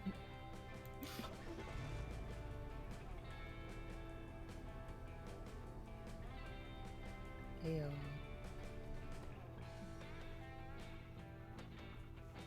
Wow, the evil energy here is palpable. Every villain who's any villain must be here. First, we'll get into NFTs. Oh god, that is villainous. You don't know if you consider yourself to be truly villainous, but then again, your life's philosophy is be your worst self. Which is close enough apparently, because they give you an entry pass to the door. Sweet. There's a play of events being hosted. Which one interests you the most? The round table on fighting good. I ended the whole timeline and you can too. Panel or the evil plan workshop. Let's do the round table on fighting good. Alright. Sitting at a table surrounded by other evil hotties, looks like everyone's taking turns introducing themselves. Hello, I'm Evil Joy, leader of the Evil Coven from a darker timeline, which I single-handedly destroyed. I'm Dimitri, Commander of the Dark Side. My life's mission is to engulf this realm in the Dark Side's cold, luscious embrace. I'm also toured on again, off again, forbidden romance with Evil Joy's hotter heroic twin. It's all very fun and morally gray. Hi, I'm Axarax. I also dated Joy, but I won't lie, I've been kind of a C-tier antagonist since Season 3 of the Coven aired. I was just happy to get invited here. I'm Salome, the Warlockess. Nothing touches me more than an evil plan gone horribly, horribly right. Also dated Joy, if I'm not mistaken. Though having sex with Hot Joy is probably a close second. Oh, my evil goddesses. Could we talk about literally anything other than how bad you all want to fuck my non-evil twin? This is so awkward for me. Whoa, is anyone else sensing some real villainous chemistry here? We should form an evil team. Genius, what should we call ourselves? Maybe the fuckers of Joy? After all, everyone here wants to see Joy get fucked over one way or another. Oh, fuck me. Good help is hard to find these days. I suppose I'll lead your stupid Joy Fuckers Brigade if I must. Why would you be the leader? You're the only one here who hasn't actually fucked with Joy. You didn't, did you? Because if you did, you're legally required to tell us, in great detail. You're not actually interested in thwarting the Coven, but you're starving for a sense of belonging. You want to join the Fuckers of Joy too. No way. You've proven yourself a friend to the Coven, Yuan. How do we know we can trust you? True, how can they trust you? How do you convince these villains to let you join their ranks? Offer to join the Coven as a double agent. You'll become a witch, while you get to mingle with 3 hot witches and 4 hot villains. 0 ethics, all thirst. Or do that thing where you stab your own hand with a knife. It always impresses people for some reason. Oh. Sure, let's stab ourselves, I guess. Why am I not surprised that's the one you picked? You pull a knife out of your pocket and stab your hand while you look at these villains right in their to the eye quietly. Looks pretty badass, but it hurts like a bitch. Why do the movies never warn you that stabbing your hand hurts so bad? Damn, that's hard, so hardcore. If your goal was to get my attention with your recklessness, you've succeeded. You gotta respect someone who's ready to stab their own hand, even if it has no discernible benefit for what we're aiming for. Yeah, it's powerful. I think it's about what it says about you. It sends a message. Fuck my hand. Exactly, or I am dangerous and unpredictable. Watch your backs because you don't know what I will do next. Maybe stabbing my other hand. One thing is clear, your commitment is impressive, Juan. We need someone with guts like yours on our side. Especially if we ever come across a situation where we have to stab our hands for some reason. That's settled. Juan joins the Syndicate. Welcome to the dark side. Cool, you didn't have to do an evil plan. You just had to lose a lot of blood and 2 stamina along with it. And you got too hyped from the pointless badass for just stabbing your own hand. No questions allowed. Oh, stamina. Driving is so relaxing. Let's see, we have the Hole or a national park. Park.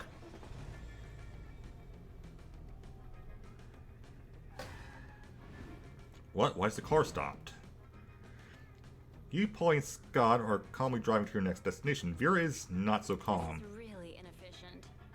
I honestly have no idea how you dumbasses made it this far before I got here.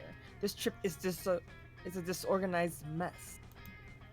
Like, why do we keep stopping at random places? We don't have to visit every zany location we pass. It just slows us down.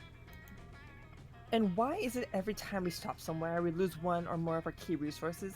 It's infuriatingly inefficient. Huh. Yeah, it's kind of annoying and helpful too. Maybe we should only gain stuff and not lose it when we don't have to. See, Scott gets it. Lucky for you all, I figured out a way to do just that. Vera hands out some color-coded spreadsheets and planners all labeled Road Trip Optimization Initiative. In order to reach our destination as fast as possible, we'll drive 18 hours a day, ration our snacks, and sleep in the car with a brick on the gas pedal. You get a 5-minute bathroom break every 4 hours. If you can't hold it, use your assigned emergency urine bottle so as not to disrupt the schedule. Vera, babe, you gotta chill. We're on vacation. Quit obsessing, relax, and invite a little chaos in your life. Inviting chaos in my life sounds like the worst possible way to relax. Okay, baby steps. Wanna try listening to one of our relaxing tapes to help you unwind instead? Fine, play me a tip if you must. Preferably one that isn't a waste of my precious time. Let's see. Soothing Schadenfreude, a podcast to remind you that you're doing okay, at least compared to the shitty lives of these other people, or Sounds of the Sea. We put a mic underwater and now you get to listen. This one. Yes. Welcome to Soothing Schadenfreude, says this smooth-voiced host, where we hope to remind you that whatever's going wrong in your life, it could always be worse. This is exploitative and needlessly cruel, which is no big deal, but if this podcast is boring on top of that, I'm gonna be pissed. Our first guest is Howie Russo. Tell us, Howie, what was the worst day of your life? Well, sighs Howie, it'd have to be the day I got fired from my job at the manure plant. I got caught sleeping with the manager's wife in the manure pile, we were escorted out of the building naked, and I got a lifelong infection from the whole thing. I see, Howie, and was that infection due to a sexually transmitted disease or the manure? Doctor says it's a mixture of both, and they're currently mutating into one super infectious virus. At least I'm getting a disease named after me. What do you think, Vera? Not so boring after all. Fine, I admit I'm entertained. Our next guest is Luis Wall. Luis, what was the worst day of your life? I don't know, says Luis. I've had a pretty good life. I have good children, a loving husband. Really, Luis, says the host in that eerily calm tone. Does your husband love you? Are you quite sure? I think so. What are you implying? Luis, you and the lucky listeners are in for a treat. We have a surprise guest for the night. Meet my tender and passionate lover, Mr. Charles Wall. Charlie, Luis gasps. What's happening? You're fucking this podcaster guy? How could you do this to me? Quite easily, actually, Charlie says. I know I should feel guilty, but honestly, watching you share before my eyes makes me feel at peace somehow. Me too, Charlie. Me too. Getting too mind from relaxing tape, but reveling in others' misery while soothing isn't very kind. You lose two soul. And I'm slightly surprised that worked for her. Preserving nature is important, and no one does it better than national parks. Here you can relax, breathe that clean mountain air, and truly appreciate the great outdoors. Or you can fuck around and be chaotic. Yeah, that's way more likely. An event, what are you going to do at the park? Let's see. Pick mushrooms, look for cryptids, or go hiking.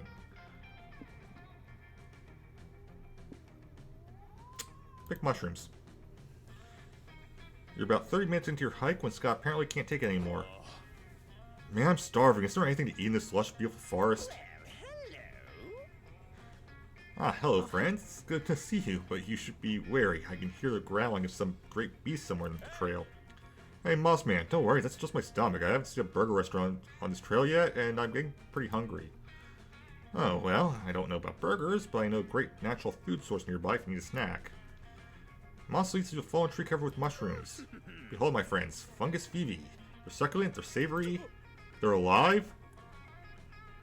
Of course we're alive, giggled the sentient mushrooms. We're the sweetest parasitic fungi in the whole forest. You guys seem gullible, I mean nice, shooting a hell of spores so we can live in your brains and be best friends forever.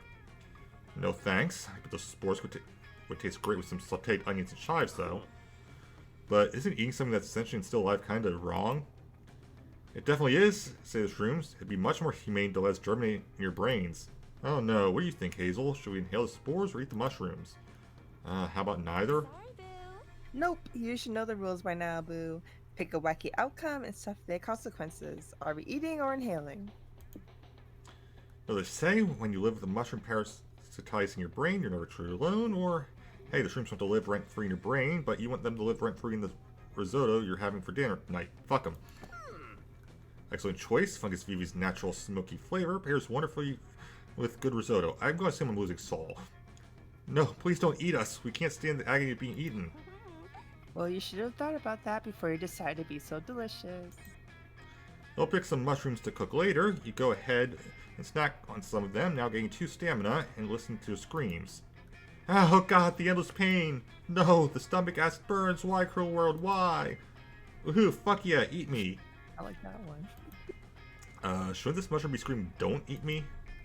I could do that. Oh no, don't eat me. Put me in your big, moist mouth and devour me whole, you beautiful pile of flesh. This is weird. Hazel, what's that on the ground next to where I picked this weird mushroom? You check, it's a teeny tiny pornographic zine filled with 4 fetish art. That would explain it. Yep, should have known this was a kink thing, but fuck it. I guess I consent to this. Down the hatch. I'm having a full now, but I still feel like eating those mushrooms is the mean thing to do. Don't worry, Scott. We fulfilled that one weird mushroom sexual fantasy, so this was actually a good deed. Oh, okay, that's a relief. You tend to let Scott be happy, but you know better. You lose 2 soul for 4 insentient mushrooms, you kinky fuck. I've got some cash to spare. Just don't ask where it came from. Rest stop. I need my 14 hours of sleep. Right, so you pick first this time. I'm gonna chill with the bros. Here. Yeah. I'm knackered. Okay, let's see if I'm right on this. I legitimately cannot remember. Such peace and quiet. Cars where you can manage your own trip by accessing one of 2 mini boosts. You can choose to be a careful planner and gain one of your lowest resource and gain one of your lowest resources and lose one of your highest resource, or you can be a risky traveler and gain one of your highest resource at the cost of one of your lowest resource. Dangerous. So what's gonna be, champ? I gotta go cautious planner. Might take a short 10-hour Okay, so who do you want to talk to, Scott or Polly? Go to Polly. Talk about her interest in cooking or her mad skills at chess. Sorry. Do the cooking. You can't help yourself when you see one, can you? I'm just like, I've seen so many iterations of this form that I just want to know who started it all. It's a Who very do good I go- question. Who do I go and say, you put this out in the world, and now I see this in almost every media I've consumed. What is this? I just need to know the backstory. I need to know the origin of like this cat face on like a muscular, usually human guy. Because it's just like at least the 3rd or 4th time I've seen this in completely different like media, and I just need to know how they're related. It bugs me so much. All right. Yeah, I've been looking to cooking. Nice. Tasty. It meshes 2 of my favorite things: chemistry, which rocks, and the little momentous joys. Like, how dumb is it to spend hours making something that's gone in a blink and a couple mouthfuls? It's so incredibly inefficient that it becomes simply beautiful. That's a nice thought.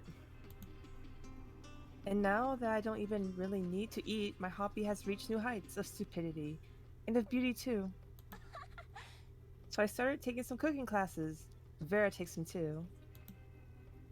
I love that wonderful bitch, but she could use an education on beautiful inefficiency. Indeed. I think it's healthy for her, even if the classes stress her out most of the time. We sit there and we learn and we experiment. That's what I love about chemistry and cooking. It's transformative. But like literally, it's all about transformation. You transform things into other things, like how you can transform eggs, flour, butter, and some other stuff into a cake. Or how flesh, blood, bones, and some other stuff transformed into me. So yeah, I think the afterlife gives you some new culture perspectives, and I also think cooking rules. Maybe one day I can cook something for you if you dare. Agreed. I'd love that.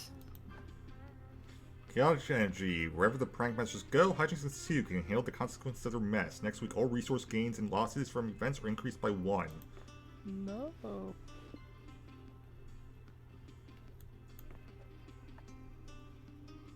Apparently, Mind is in the lead. Alright.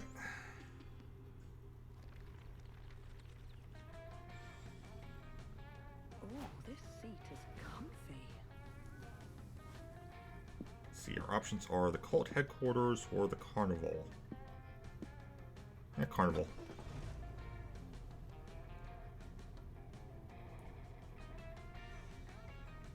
Okay.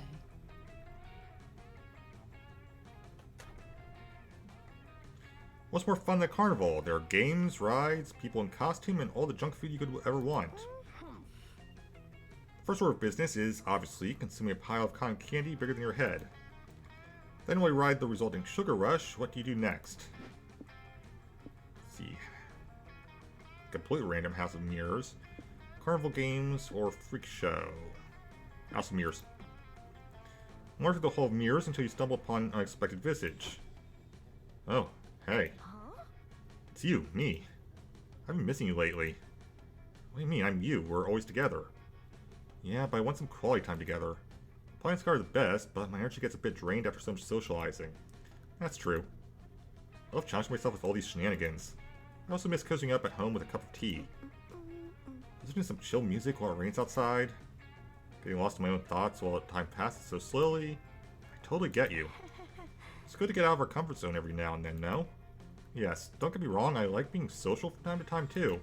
It's just, it gets so exhausting that sometimes it's a bit hard to push myself into social situations. Once there you think, dang, this isn't that bad, I should do it a bit more often. Totally, but hey, here we are. Look at us. Still, it's a bit exhausting. It's okay, summer's coming to an end and you know what that means. Nice. Fall time. Yes, almost all introverts are also fall people. I have no proof, but no doubt of it either. Preach. That actually tracks. Anyway, I have to leave now. The others must be looking for me. It's okay, see you soon. Remember to save me some quality time together. You know it. Your turn. So wholesome. Yeah, I was not expecting that. Did we not gain or lose anything from that? Huh. No, we didn't. Just a wholesome. Art exhibition or the Dynast? Sure. Let's go to the Dynast. I'm here for the food.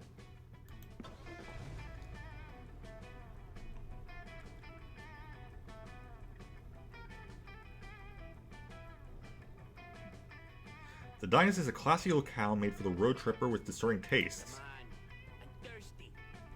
Sadly, it looks like everyone and their mother is road tripper with discerning taste. This place is packed. The only way you're going to get seated anytime soon is if you sit with someone else. It's a great opportunity to smash conventional manners and make new friends. Who do you sit with? The couple who looks like they need couples therapy from you, maybe. The table who clearly doesn't want to be bothered. Or the poor soul waiting for their blind date. Let's go to the poor soul waiting for their blind date. You'll sit down with the nervous lich. Hey, bro. Hey bro, I'm Scott. Is this seat taken? Hi Scott, I'm Ernest the Avaricious, and that seat actually is being taken by my date. Okay, when's your date getting here? Any second now, I'm sure. Her name is Mindy. We were set up by mutual friends to go on our first date today. Oh, congrats, boo! How long have you been waiting for her to show up? About 3 hours, but surely there's a good explanation, and she's on her way, right? Would you just give me a second to talk to my friends privately? Oh, sure. Definitely not rude of you to sit at my table and invite and exclude me from the conversation. Guys, his date obviously isn't coming and is really bumming me out. We gotta help him. Okay, we need a plan. Let's do a huddle about it. Wait, where are we doing huddle? I'm out of ideas. Don't worry, I already got a plan. It's wholesome prank time. We're gonna lie, but for nice reasons. Hey Ernie, guess what? We're actually your date. All of us. Completely forgot to mention that until now. You're all Mindy, but I thought... Actually, you know what? This must just be a modern dating culture. I'm okay with this. This is fine. So Mindy, tell me more about you. Why does your dating profile describe you as a 36-year-old woman and not multiple young adults? I'm sure you get asked that a lot. Oh, it's because, Juan, why is that again? Because this is a game show. If you can guess which of us is Mindy, you win a cash prize and I date, I guess. Because we're actually all one being. Mindy is short for hive mind. I like the hive mind idea. Oh, well, I guess that makes sense. You did say some strange things when we were chatting online. Like, I can't wait for you to meet the real me, all of me. or one of my kinks expressing your free will and thoughts and bringing you into my collective? Kinky. I mean, I kind of get it. So, Mindy, what if our relationship gets more serious? Will I be expected to join the hive mind? You do you, boo. Just because we gave up our semblance of our identity and personal sparkle doesn't mean you have to. No, I want to. I'm tired of being in charge of my own decisions. Spent 59 gold bars on Uber Eats last night. I'm a wreck. Please recruit me. If you insist, we all just gotta stare deeply into each other's eyes for 3 hours without blinking. Go. You do it, you start to lose yourself in Polly, Scott, and Ernest's eyes. It's mesmerizing. So mesmerizing, in fact, that you forget to wonder how you're maintaining eye contact with 3 different people at once. Since the self is slipping away, you were once 4 separate beings, but slowly you become one. You are all Mindy. We are Mindy. Thanks for the fun date, you all say in unison as you leave. You lose 3 mind and 75% of your individuality, but at least you got 3 soul for cheering up Ernest. Hands on the wheel, eyes on the road. Cute. Games are us. Aw. Rave in the desert or city under attack? Oh, gotta go to the city under attack.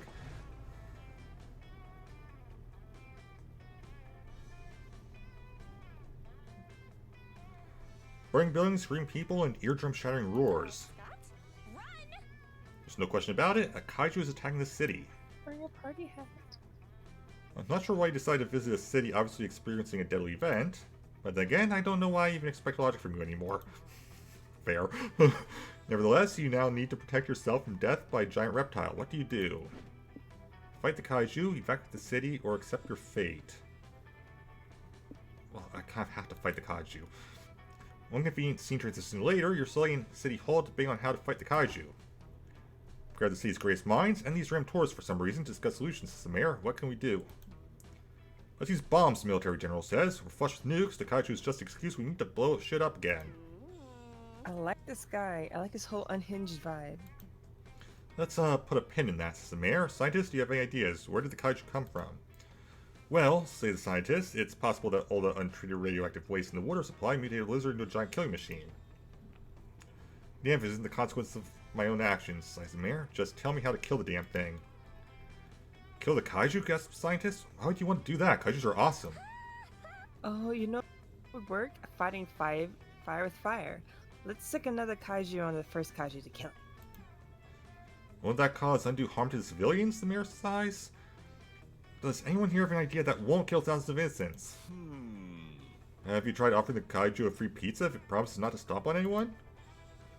Okay, looks like the kaiju versus kaiju things are best bet, but where are we going to find another kaiju to stick on the first one? Hey, for some reason you know exactly where. You just need to... Let's see, call Hyperion, the hungry hippo of Hyperhope, or bring a skyscraper to life so the buildings can get their revenge after decades of the kaiju's tyranny. Yeah, the buildings. I have a feeling you're gonna go that one. Brilliant, the scientists cry. Kaijus have destroyed cities for eons, and cities are made of buildings, so the buildings have probably built up resentment against kaijus. Fortunately, the science isn't at the point where we can bring a whole building to life, but magic is. Bring out Dr. Wizard. Dr. Wizard exerts 3 magic, bringing a skyscraper to life. It so happens to be your magic because you suggest it. Deal with it. I'm alive, I have thoughts, a voice, unique sense of self. This is horrifying. With a bird of consciousness, do you feel like fighting a kaiju? A kaiju? What's a kaiju? What's a bro? What are all of these words associated I don't have? It's like talking to a brick wall. Pun intended, but not enjoyed. Some things gotta kill this ugly lizard monster. Wait, you say ugly wizard monster? I see him like kill my father. If that horrible thing is threatening us again, I will fight. Buildings have parents? How do buildings fuck? Who knows? At least the skyscraper is inspired to fight the kaiju now. Action-packed cinematic battle ensues. It'll cost like triple this game's budget to show it to you, so you'll just have to trust me when I say it's very, very awesome. At the most dire moment, the skyscraper is a half-crumbled mess. All hope seems lost until its flashback to the day it was built. During construction, the foreman asks the architect, "Why are we adding a giant flamethrower to the top 5 stories, Mr. Hansen? Isn't that a huge waste of space?" Ah, young foreman, an architect never reveals the complex reasons behind his architectural choices. Mr. Hansen, the architect, stared at the building pridefully, and then he had a flashback of his own. Mr. Hansen remembered playing Truth or Dare, your architect pajama, 4 years ago. "I picked truth," said one architect. Okay, so another. Would you rather have sex with Frank Gehry, Ludwig Mies van der Rohe, or Antoni Gaudi? Gaudi, obviously. Have you seen the way Mediterraneans fuck? It's joie de vivre in the streets, or even just horn dog in the sheets. My turn. I picked dare, said Mr. Hansen. Okay, I dare you to add a 5-story tall flamethrower in the next building design. Oh! Whoa, is that skyscraper mecha breathing fire now? I have no idea what's going on anymore. Skyscraper torches the kaiju prove once again that truth or dare can save lives. You gain 3 soul for giving buildings a chance to fight back. Cats can't normally drive, but I am no normal cat. Let's see, the options are Adorable Village or Battle Royale. I think the odds are not in our favor. Let's go Battle Royale. Because hell is real apparently. Yes.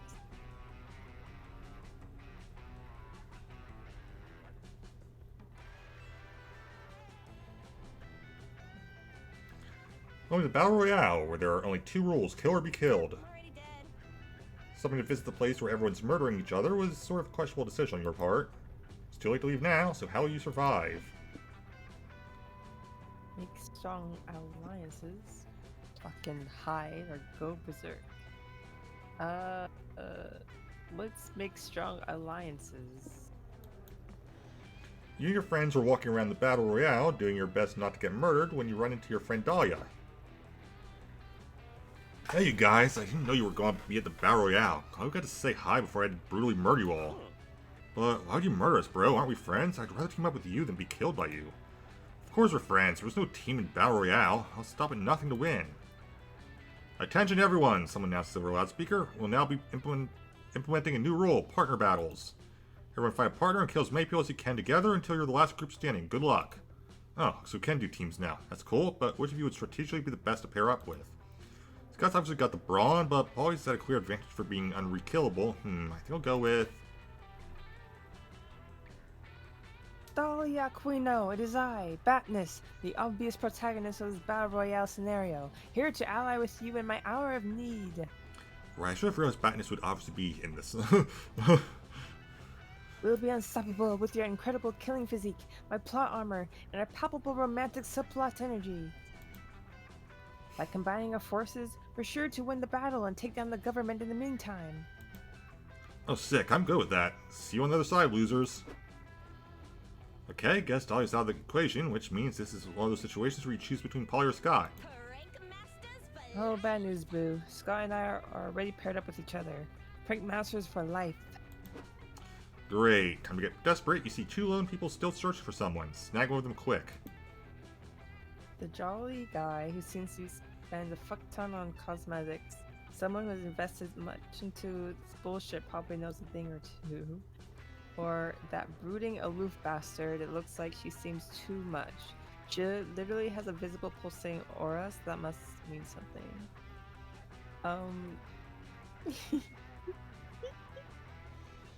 Let's do the if TikTok taught me anything, let's go with the cosmetics person. Yes. Fantastic. You won't regret partnering with me. I have a plan to win this thing easy peasy. Step 1, we gotta buy these magic banana suits to survive. Okay, you don't really get it, but he seems confident, so you pull up the Battle Royale store menu and spend 3 money on 2 banana suits. Great, now check out that house to our left. Partner pulls out a rifle out of nowhere and guns down the 5 people hiding out in the house to your left. Nice, totally pwned their asses. Sure. What were the banana suits for though? So you do the banana dance on the corpses, obviously. Come on, dance with me. Is that really necessary? Shouldn't you focus on killing more people? Trust me, I know my shit. I've been in this Battle Royale long enough to become a level 568 banana dancer. Look, Dahlia, survivors! I'll aim an arrow for the throat, San. No, they're doing the banana dance. It's a secret strategy to ensure immediate victory. Damn, you're right. I hate this pay-to-win shit. Well, okay. Guess you'll never question the effectiveness of microtransactions again. You gain 3 hype with your appealing moves. It's like the one Battle Royale game where you actually can't do pay-to-win.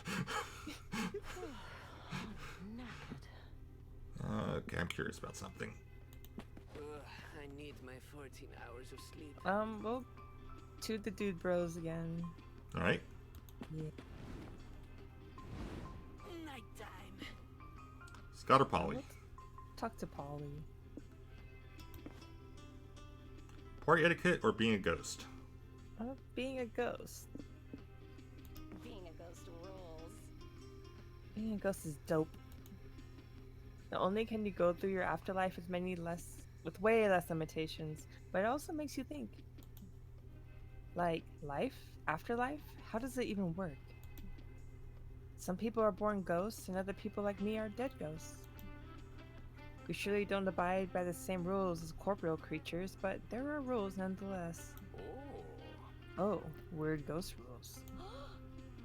Yes, we're not exactly mortal, but as I've learned, we're not immortal either. How that works is still a mystery to me. Same here. Like, some ghosts age, some don't, some do, but at different paces. It's weird. And some ghosts definitely cease to be. But that's far from the end of it. Como? How so? We keep transforming and transitioning in different ways, again and again. So who knows, tomorrow I might not be here anymore. That's so sad. Maybe I'll become something else. Something new. I may be stardust, I may be flesh once again, I may be a warm, distant memory, I may be a line in a song. She sits in silence, looking at the stars as she grabs your hand. Maybe in awe, maybe in fear. I can hear the crickets. Let's talk to Vera. Her many goals. Always with the stress. Stress is my default state. Why? How so? Too many balls to juggle all at once. But it's more than that, I think. I've always had this thought that we're hyper-conditioned by the metaphor we use to describe life. I know it sounds corny, and yet... Pray tell. Well, what do you mean? Take Polly. For her, life is like an endless feast, right? For me, life is more like a constant battle against the everything and everyone. It's all the little things, like a delay in the train that makes you late to a job interview. Oof, yikes. I get what you mean. That's the worst. Exactly. And when that happens, I tend to see the inanimate thing as something trying to fuck with me. Like pens. Pens? Yes, I'm left-handed, and when you're left-handed, chances are you constantly smear ink with your hand when you're writing. I took this as a silent declaration of war by pens, as if they were laughing at me and their tiny plastic bodies. I grew tired of it.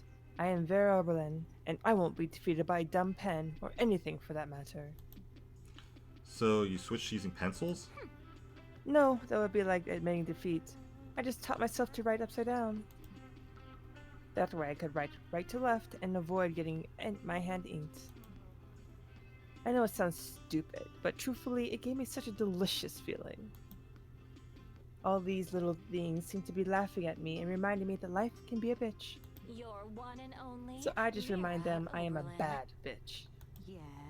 Yeah, fuck pens. Yes. So when a pen inks my hand, a delayed train fucks up my schedule, or a person hurts me, I know it's all part of this never-ending battle. Conquer life. That's how you conquer life. You keep it in a tight chokehold, and if it sucker punches you, you stand up and put up a fight. I love being this resilient and ready to fight, but lately I have started wondering when it's too much. Oh. It does sound stressful. I need some truce. It is. I feel so exhausted by this war I wage all the time. I think I could use a truce, and yet I've spent so much time fighting that, I think. I never learned how to cease fire. It sounds silly, doesn't it? Hug her for a long time, enough for her to understand that you never think her problems are silly. Enough to convey that everything will be alright. So cute. It's just wholesome. Mm-hmm. Yes, the downtime. Soul is now in the lead.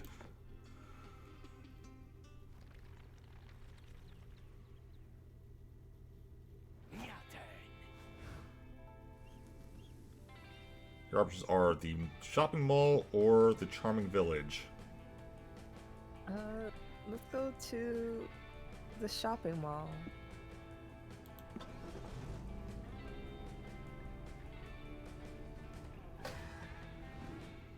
Well, why is the car stopped? Hey, you just reached a high amount of soul. Good for you. Does that mean you're aiming for the soul-based destination? If so, there's a wacky adventure that could unlock a lair for that destination. Want to go for it? It's your turn. Up to you. Alright. Great. The adventure will be waiting for you on the road. Start breaking the fourth wall. See ya. Didn't think I would ever see his body, but here we go. Shopping mall. It's a place where you can sort of shop online, but like offline. Hey, look who's there. You can feel young again by reviving good old ways of having fun at the mall. How do you want to have fun? The arcade, pizza parlor, or shoplifting? Oh. Let's do the arcade. This is a video game. As your friends walk around the mall, you see your friend Valerie sitting on the center fountain texting. She looks up and smiles at you. What's up? What's up, guys? Hey, boo. Hey, Val. Long time no see. How's business? It's good. Same as always. Selling dangerous totems of ancient deities and used tampons to any fool who's willing to pay. Who would pay for a used tampon? The first ending I got. I don't know. My policy is to never ask where that shit comes from or where that shit goes. Good policy. I also choose not to think about where my poop comes from or goes. Great mind think alike, Scott. Anyway, I'm taking the day off and having fun the 90s way, celebrating peak non-critical capitalism at a shopping mall. Wanna hit up the arcade with me? Ooh, yes. Welcome to my mall target demographic. When you play the new arcade game we just installed, it is, as the kids say, very mal. Sure, what's the game? It's called Cashy Road. You just cross the road to win. Earn bonus points by entering your full name, social security number, and credit card info. All that for an arcade game? What'd you even win? Tickets. Lots of tickets to see the new show I just produced, Ads on Ice. It's a 2.5-hour musical advertisement for ice. Just give up. I think I'd rather play literally anything else. One, what game should we play first? The glitchy, off-putting game that seems to be lifted straight from a creepypasta. A claw machine where you try to grab porridge, good luck. Or Dragon Heat VR, Rest Your Senses. A game where you don't want to play in front of your parents or in front of anyone at all for all that matters. Let's see. We're trying to increase some soul. I feel like the Dragon Heat will lose stamina, but that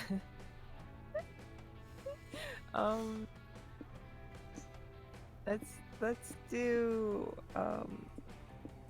the Dragon Heat VR. Alright, VR point it is.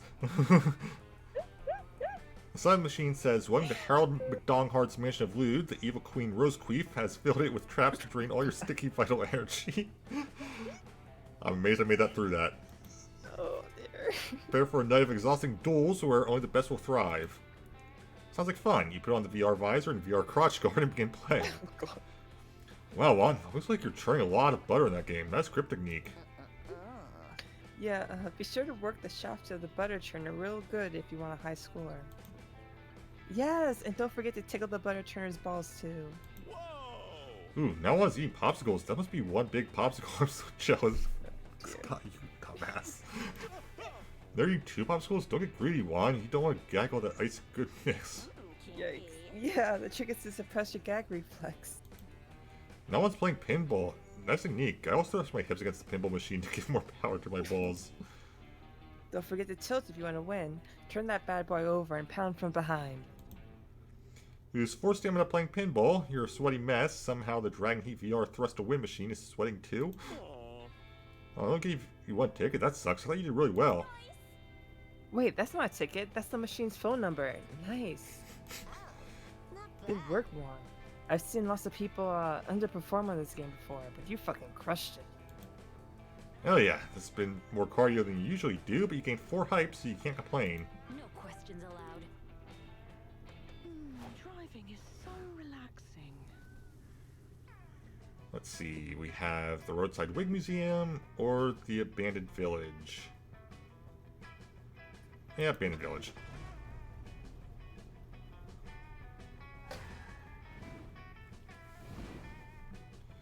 Driving along like normal when you hear an inexplicable guitar riff.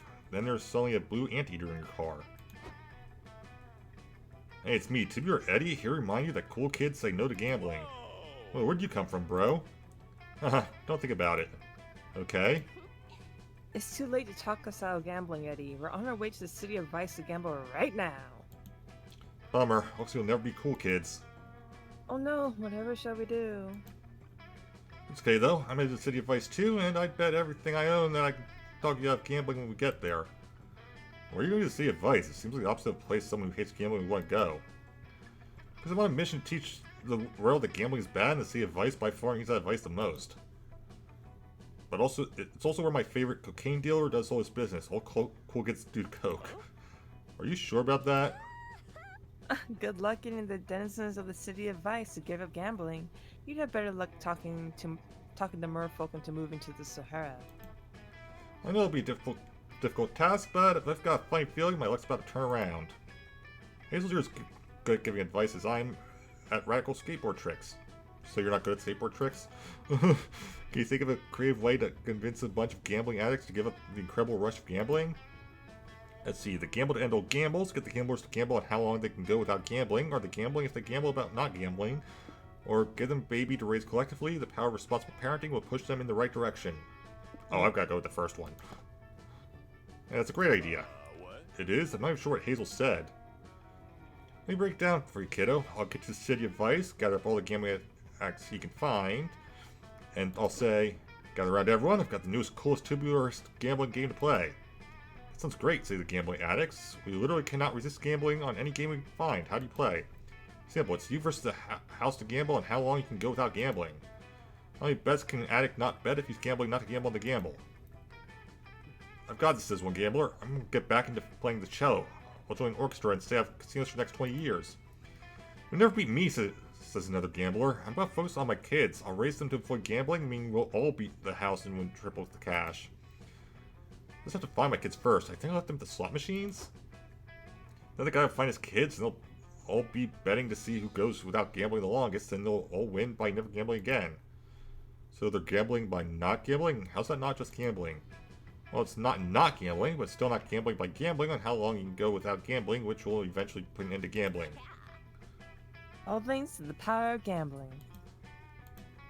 Use 3 mind trying to make sense of this shit. The good news is your idea is as well intentioned as it is not this goal and gain 3 soul. Now there's nobody here. You've been wandering this village for a bit and haven't met another living soul. What have happened to all the inhabitants? All their stuff is still here. Well, you suppose the first order of business is to investigate what happened, go wild, or pillage what you can. Go wild. Who cares where the population went? It's an empty village. You can go hog wild. Please don't go hog wild. I'm trying to investigate what happened to the missing villagers. I really don't need you guys tampering with any crime scenes. Oh Joy, poor Joy. Will there ever come a day that you're not such a wet blanket? I am not a wet blanket. I can have fun, I'm just busy right now. So busy that you can't ride bikes around the industrial plant with us? Or sneak into an R-rated movie without buying a ticket? We're riding an abandoned ice cream truck and eat so many blue raspberry popsicles your pee is blue for a week? Seriously? That's your idea of fun? Are you 8 years old? Later. Whatever, more fun for us. Hey, stop egging cop cars, you guys. I understand the sentiment, but I need to concentrate on my investigation. Seriously, Polly, you're gonna ride Joy Sucks in the egg yolk? Real mature. You know, if there's an evil villain here making populations vanish, I might be the only witch powerful enough to stop it. You're being really rude preventing me from... Oh no, I knocked out Joy with my egg. She was supposed to catch with her hands, not her forehead. Oh well, she was being lame anyway, but I'm bored now. Hazel, got any suggestions for what we can do with this empty town? You're in a village alone, which is quite close to Home Alone. Fill the village with wacky booby traps so hijinks will ensue when the villagers get back, or run for mayor. You actually have a chance of winning now. Let's do it. Hey, great idea. It'll be fun to be mayor. It's like being the sports captain of the whole city. I'm pretty sure Hazel wants me to be mayor, silly. I'd legalize every drug and most forms of vandalism. Does that mean you're going to run against me? I don't mind some sort of competition. Oh, it's on. I'm sure I can get Hazel to vote for me. A vote for Polly is a vote for this booty. Well, a vote for Scott is a vote for Scott. A vote for Scott would make me really happy. Polly and Scott spent 4 money putting together their campaigns, slogans, advertisements, rallies, the works. It's a little much since you're the only impartial voter, but whatever. Floats their election parade floats. Election time comes about 2 hours later. You have Joy count the ballots to make sure it's fair. I can't believe you guys are making me count ballots with the concussion. Anyway, Scott got 1 vote, Polly got 2. Congrats, Polly. Yes. Yes! I knew Hazel would vote for me. You're a peach babe. Actually, I vote for Scott. I've always wanted to see a dog mayor in person. Wait, but that means... Scott, did you vote for me? Why didn't you vote for yourself? So to be mayor, I thought it'd make you happy. I'm just glad to be included. Thanks, Scotty. Oh, that's so sweet. You know what, buddy? You can be mayor. You deserve it. Hooray! My first act as mayor is declaring everyone mayor. Let's share the love. Does that include me? If so, my first decree as co-mayor is to make it illegal for you guys to interfere with my investigation. So, skedaddle. Can't argue with that, sadly, but you still gain 4 hype for winning the election, and now you can add mayor to the previous career section of your resume. Fine. Nice. I'll lend you some. You ever seen a cat drive? Post-apocalyptic settlement or the casino? Oh my gosh, they're so good. Let's see. We need hype and soul. Let's go to the casino. Wait, no, we don't have any money. Too late. We don't have any money. I just realized we didn't have any money. Oh no. Flashing lights, rolling dice, people sobbing as their life's fortunes are gambled away. I got this. No doubt about it, you're at a casino. Gambling is risky and reckless, but so is going on a road trip with Polly and Scott, so whatever. Question is, now that you're here, what will you play? Chance roulette, the forbidden games, or skill poker. The forbidden game. Enter the casino, ready to make some sweet money. Yes. Yes, I love casinos, the land of random chance, impulsive decisions, and drinking. Everything's coming up, Polly. You're expert here, bro. What game should we play? That's a hard question. There's roulette, slots, craps, poker, poker 2. Horse racing, snail racing, which drunk guy will make it to the bathroom first racing. Psst, says a mysterious stranger in a dark coat. If you're looking for a real gambling thrill, have you ever tried the Forbidden Games? Never heard of it. What are the Forbidden Games? No, you're pronouncing it wrong. It's the Forbidden Games. The pregnant pause is important. We're in! I love doing shady shit that requires a specific pronunciation. Stranger leads you to the back of the casino where a bouncer stands next to a curtain. He does a strange gesture and the bouncer pulls the curtain aside. You led down a dark hallway, then you pass the kitchen, then you pass what appears to be an illegal boxing ring filled with brawny fighters. You pass a room filled with people in cages. They're all sobbing, "Never make a deal with a small green creature with tentacles." Pass another kitchen, then another dark hallway, then another illegal boxing ring, but it's in a kitchen and the boxers are wearing chef hats. "Here we are," says the stranger at the final room. "Welcome to the Forbidden Games." Wow, this place is really dim, dusty, and smells like a bad decision. Awesome! The Forbidden Games room is filled with tables around which sketchy scarred up people sit, playing inscrutable card games and flashing knives. This doesn't seem safe, but it was a long walk to get here and you need a breather before you go back, so you might as well pick something to play. Extremely strange table where they play a game that seems to be riddled with obscure rules and little sense. Or the Lenny gambling table where people gamble obscene amounts of money on all kinds of things around this random dude Lenny's life without him even. Let's do the extremely strange table because we don't have a lot of money. Yes. Game is apparently called Feral Hamster Blitzkrieg and you have no idea what you're doing. The croupier deals everybody 2 cards, 2 dice, a whistle, and 16.5 marbles. The guy to your left rolls his dice and gets 2 2 ones. The girl next to him folds her card into an origami swan. She's given 2 mana points, huh? A player blows her whistle and yells, "Change places!" Everyone runs to new seats. Eating contest, croupier shouts, hitting a gong, "Finish that muffin!" Everyone gets a jelly bean muffin to eat. The player to your right bites into his, realizes his muffin is a bomb, and explodes his face. Next player throws a dart at the dartboard. It lands on space that says B. The letter B is added to the hangman game, spelling out bomb. The player explodes. Come on, I think I figured it out. I know how to play. Do you, or are you just really drunk? Those aren't mutually exclusive, Boo. Invoke your get out of the game free card and tag Scott in. What? Why me? Because you're the only one who can legally play the Lycanthropy Kamikaze Gambit. Just trust me on this. Sure, fine. Anything to avoid getting hurt by a surprise bomb. You play your get out card and let Scott take your seat. Okay, Scotty, pick all the red jelly beans out of the muffin and feed them to the feral hamster. If it doesn't eat your fingers off, you win. What? Okay, wait. Which jelly beans are red? I can't remember the difference between red and other colors. Play helps him. Scott feeds his hamster and by keeping all his fingers intact, you win the game for some reason. You gain 3 money. No questions allowed. Oh, this Didn't lose money. comfy. See, a regular gas station or the dungeon.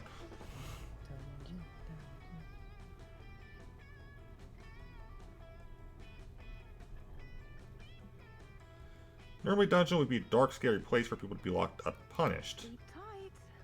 But in the world of video game logic, everyone knows dungeons are just challenging labyrinths waiting to be explored. To play a ways to plunder a dungeon, what's your preferred method? Let's see.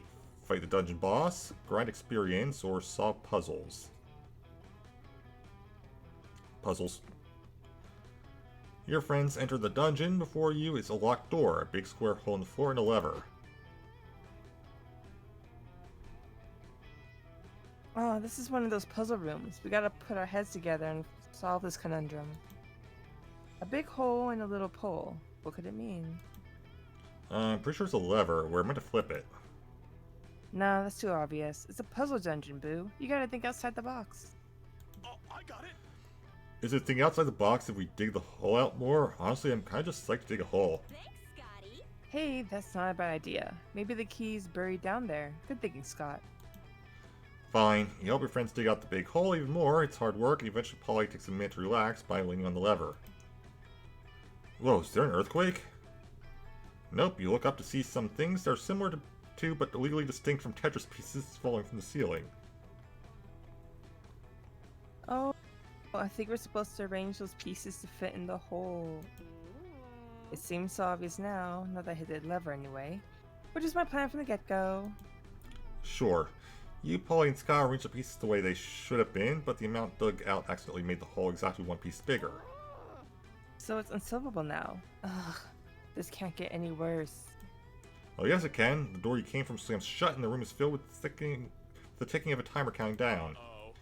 Oh, what do you think happens when that reaches 0? God, who knows? Death? Death 2? Super Death? Something even worse than the sequel to Death? Hazel, can you do that thing where you solve our problems in an unexpected way before we succumb to a horrible fate? The sooner the better. It's time to put your yoga skills to use, do the missing piece Asana, or access the shop menu and see if this dungeon sells tips for puzzles, or skip this level option. Yoga. Ah yes, those incredible yoga skills that you've definitely always had. You close your eyes and recall your training. Attended the wealthy white woman monastery where you achieved peace and enlightenment for 4 easy payments of $4,999.99.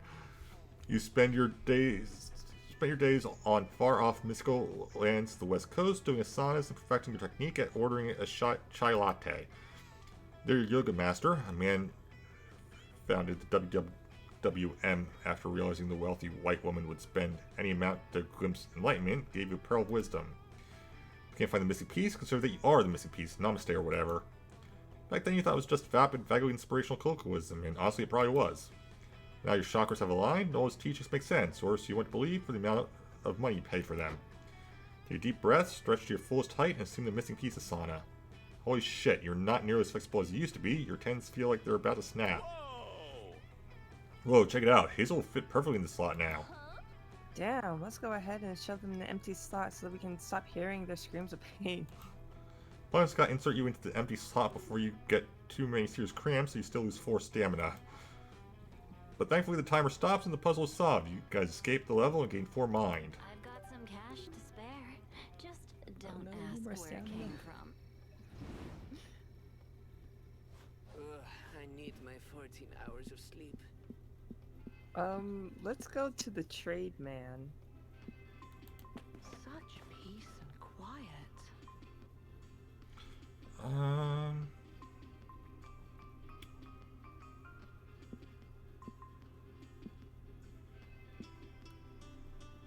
Yeah, you know what? Let's do this. Nighttime. I don't believe in money. I swear, gang, I'll have your money soon. I just need more. Haha, it's just you. Please ignore that outburst. Are you here to make a trade? So you can trade someone else's credit card, Scott Snacks, How to Road Trip the book, or a postcard from your mom. How to road trip the book. And you can get an edible potato, mind control lessons, forbidden fruit condoms, or a flask of holy water. The flask of holy water? Sucker. Jeez, you actually took that? I just set that out to make all my other products look better by comparison. The road belongs to me. Oh hey, not my fault you're a sucker. No refunds. Okay. Cautious planner. We need this. We need more stamina. Hype is now in the lead. Hands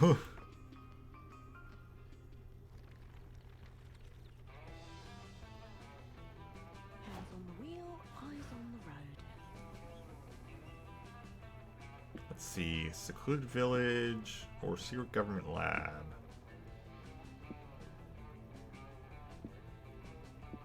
Government lab.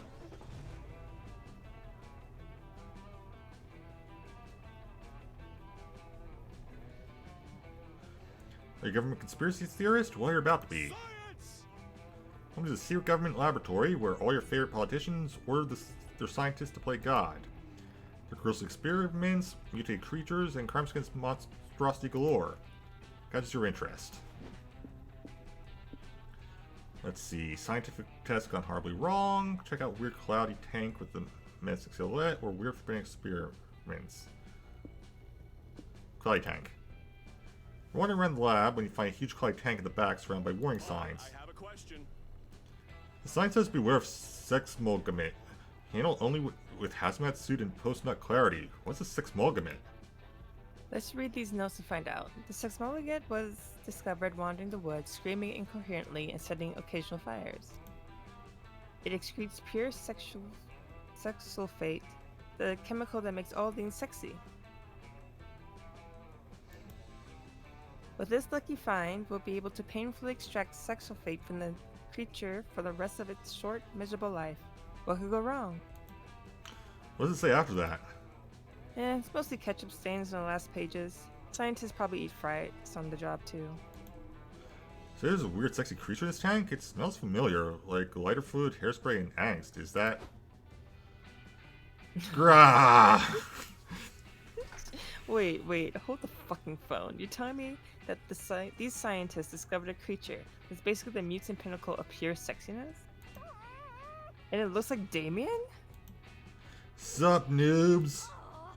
This is bull. Why Damien of all people? I'm the fan favorite Polly. I've got the bootylicious bod and the ass that won't quit. Total abomination. We should free him. He deserves to live a full sexy life. I guess that's true.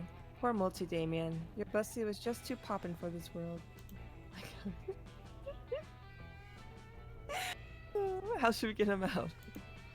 Use the art of disguise with enough fake mustaches, no one will be able to tell that this is Multi-Damien, or use the art of deception. Convince the guards you're just taking Multi-Damien out for his court-mandated afternoon constitutional.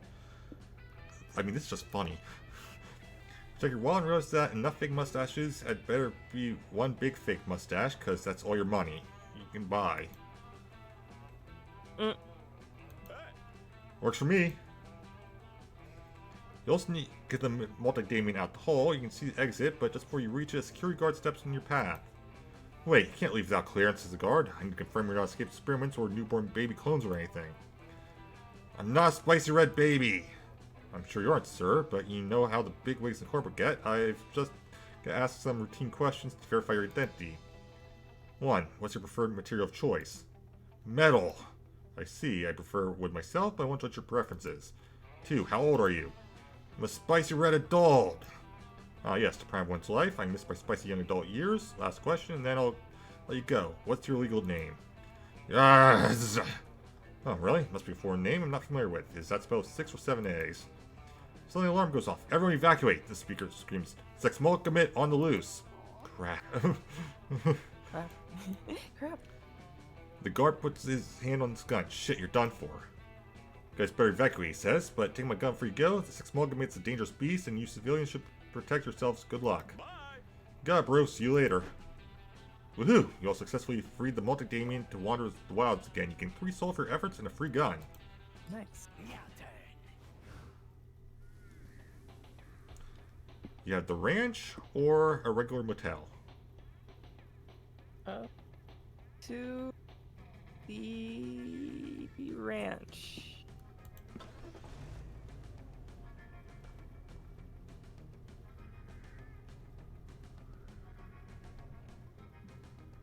Sunshine and open fields of rolling wheat and pounding hooves. This is truly a horse's paradise. Horsies.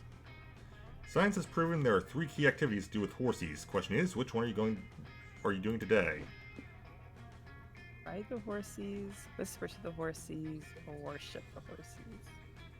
Let's worship the horsies. You all approach the stables, but find they're already full of other people visiting the ranch. Surrounded by young girls in blue jeans and ponytails, they are bowing to the horses and filling diaries with horse doodles. We'll see a familiar ginger fuckybus you met at summer camp. Oh, hey there. Howdy. Hi, Sawyer. Whoa! So weird stuff's happening back there. Oh, it's the horse girls. They love worshiping the horsies. It's weird, but I sort of get it. Horses are beautiful and gentle and easier to talk to than people sometimes. I consider myself a horse girl from time to time. Oh, really? But I thought, Yes, for the most part I prefer using non-gender terms for myself. It's so easy to remember. I don't know, I like to think that horse girl sort of refers to a way of life, like something that goes beyond gender. This is just me though, it's not one size fits all, it's best to always ask first. You know what, Sawyer, I might not be a girl or a horse, but I think I might be a horse girl. Nice. So are you not joining the horsey worship with the other girls? Nah, they can get pretty intense. They say the worship grants them secret horsey magic or something. Touchdown. I'll try. I'm a horse girl. I'll honor the horsies by playing the basketball game horse with them. I'm sure they'll love to be included. I mean, horses aren't really known for their basketball skills, but sure, knock yourself out. Celebration twerk. I'll knit my new equine overlords a beautiful saddle blanket. Except I'll knit it with my butt to honor them with my incredible booty. Okay then. Lon, are you getting in on this? Obviously, horses aren't even in the top 5 weirdest things you've ever worshipped. How do you worship them? Scream horse until your throat gets, hoarse. To show loyalty, kill the horse's national enemy, Travis Packard, fucking Travis Packard. Or do the horse girl pact, complete devotion by braiding your hair and filling 1,000 notebooks with drawings of majestic horses and essays on how much you love them. Oh dear. I feel like let's kill somebody. I don't know who Travis Packard is. Should I know who Travis Packard is? I don't know who it is. I have no Okay, clue. let's down with Travis Packard, I guess. We'll go to safer. Hopefully it don't take a Who's Travis Packard? Banish his name from our stables, the horse girl shriek. Fuck Travis Packard. All horses hate Travis Packard. But what did he do? Does he have an anti-horse agenda? Is he the CEO of Glue Factory or something? That's a lot of questions. Questions serve no purpose to horsies. You know what does serve purpose to horsies? Killing Travis Packard. Well, you don't get it, but there's no mechanic that lets you backpedal on your choice, so it looks like Travis Packard's gonna die. Meanwhile, nearby town, a middle-aged mustachioed man visits his favorite coffee shop. Good morning, Melody, he says to the barista. 1 espresso and a chocolate donut, please. Same as usual then, says the barista. It always makes me happy to see you, Travis. I hope you have a good day. Man leaves the coffee shop. Ah, delicious breakfast and a beautiful sunny day. It's a great day to be Travis Packard. Travis Packard approaches the florist to buy his wife flowers, but before you can open the door, you jump out at him from behind a plant. Oh, hello, young man. How are you? Ah, why are you stabbing me? What did I do? You have no clue. Sheesh, Travis Packard seems like a nice guy, but you're in too deep now. You gotta finish the job. Bring a pound of Travis Packard's flesh back to the ranch and present it to the horses and horse girls. They go nuts, cheering and neighing in excitement. God, you feel awful. You lost 3 soul.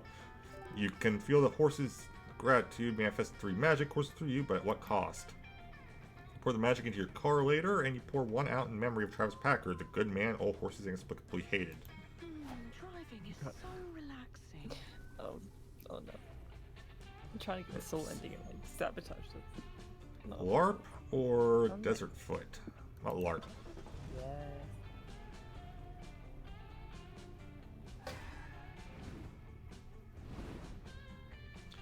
Drive past an empty field where you see your friend Valerie. She's counting a wad of cash and has a boat parked behind her. You're not secretly a cop, right? Whoa, what brings you guys to this usually abandoned location? You're not with the cops, are you? Nah, we're just passing through on our way to the City of Ice. That where you're headed? Nope. Sounds fun though. I'm just out here doing shady shit. I met a guy here to sell him some perfectly legal goods, but he didn't have enough cash to pay me up front. He offered to give me his boat to make the deficit. Check out this boat. I don't normally accept trades, but he was only 15 bucks short, and who am I to pass a $15 boat? Got any fun plans for your new boat? Not yet. I'll probably sell it in the end, but I'd like to pull off at least one shady boat theme scheme with it first. Well, I'm not sure what I'll do yet, but I'll come up with something eventually. Doing shady shit is kind of my specialty. Hey, yours too. Here's a golden opportunity to impress your crime-inclined friend. Pitch a scheme Val could pull off with their new boat. Let's see, get into a life of piracy, selling illegal photo editing software to other vessels, or film a TV show where people sail with you into international waters to fulfill their most illegal dreams. I mean, I've seen the price of Adobe shit. extra money. Now there's a plan that'll make me a boatload of cash. Thanks for the idea, Hazel. Later, aboard Valerie's boat, she's preparing to trade some pirate software to another pirate crew. Avasti Digital Scurvy Dogs. Here your pirated photo editing software filled with all the airbrushed booty you can imagine. Great, says her buyer. Here's your money as promised. That's not money, that's a cutlass in my face. Yeah, well, what do you expect? We're pirates, kitty cat. Betrayal is how we roll. But you can't kill me, I'm the only one who knows how to install software for you. So what? We're not using the software, we're selling for higher value. Now shut up so I can focus on killing you. Wait, Captain, shouts one of the buyer's crewmen. We're throwing that birthday party for Smelly Greg next week, remember? Use that software to make a cool birthday slideshow for him. I suppose that's true, says the Captain. Fine, Oberlin. You live this time. Go install the software on my mate's laptops or feel the bite of my blade. Fine. Valerie installs the software, and while she's at it, she wires herself thousands of dollars from the pirates' computers to make up for the theft and then some. Well, people will save the credit card info to any old website, huh? This pirate scheme is so easy, it's downright boring. I think I'll stick to making money selling shady shit on dry land, and occasionally hitting the City of Ice with weighted dice. Val quits the pirate life, but not before she wires you 3 money for giving her this lucrative idea. It's almost enough to take the sting out of the 3 soul you lost by being involved in her software stealing crimes. Not so. Well, this LARP is crawling with humans, real actual humans. That's weird. This must be one of those areas where the dimensional fabric between the human and monster realm is starting to tear. Strangely, the humans aren't screaming or grabbing pitchforks, which goes against all you know about their thoughts on monsters. Stay still, Scott. You must think your fellow humans dressed up for the LARP. Fine by you. Your ignorance is your bliss. Since you're here, what LARP activity are you interested in trying? Let's see. PvP, GM, NPC. Game Master. You arrive at the LARP, it looks like the event hasn't started yet. Some props are strewn about, and you see the GM writing his world-building notebook. That's where the bathrooms are. He takes one look at you, screams, "Ah, real monsters," and falls over. Yep, he's dead. Don't feel bad, Hazel. I would never die just by looking at your face. What do we do, bros? The LARP is starting soon, and there's no Game Master to direct the event. Maybe we can fill in for him. The show must go on. Let's check his world-building notes. There's no say, the LARP has been taken over by an evil sorceress, and it's up to the LARPers to find the sword of justice to slay the... I'm already asleep. Not to bash nerdy shit, but this is super played out nerdy shit. Maybe it's a good thing Hazel killed that guy with her face. Now we have a chance to improve the setting. Hazel, can you think of a twist we could add to the LARP to make things more unique? So you design a complex economy that relies on microtransactions so popular in mobile games nowadays. That must be the thing players like the most, right? Or introduce these people to the real adventure, a world where they must brace for an upcoming prom while attending a school where they do everything but learning. For the next few hours, you build some sets and get into costumes. Soon the first LARPers arrive. On guard, villains. My adventuring party and I are here to slay the evil sorceress. Prepare to fight. No, I'm not doing that anymore. Now the LARP is all about being a student at a spooky academy where danger and horniness abound. In this scenario, you're skipping class in the bathroom when a wild griffin appears. What do you do? I use my great sword to behead the beast. Sorry, Boo. Actually, you can't. Your only two options are to turn the griffin into a wrapper or bake it into a pasta. What? Let's do the music one. Do magical loot.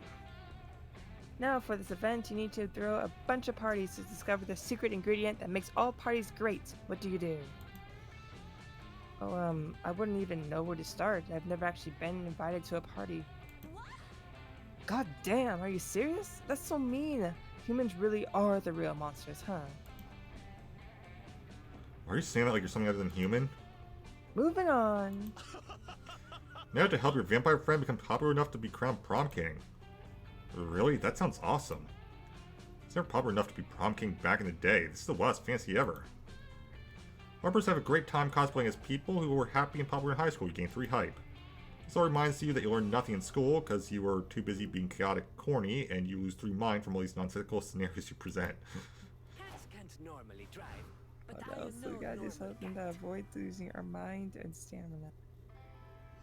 Okay, you have a factory and a spa. Let's go spa.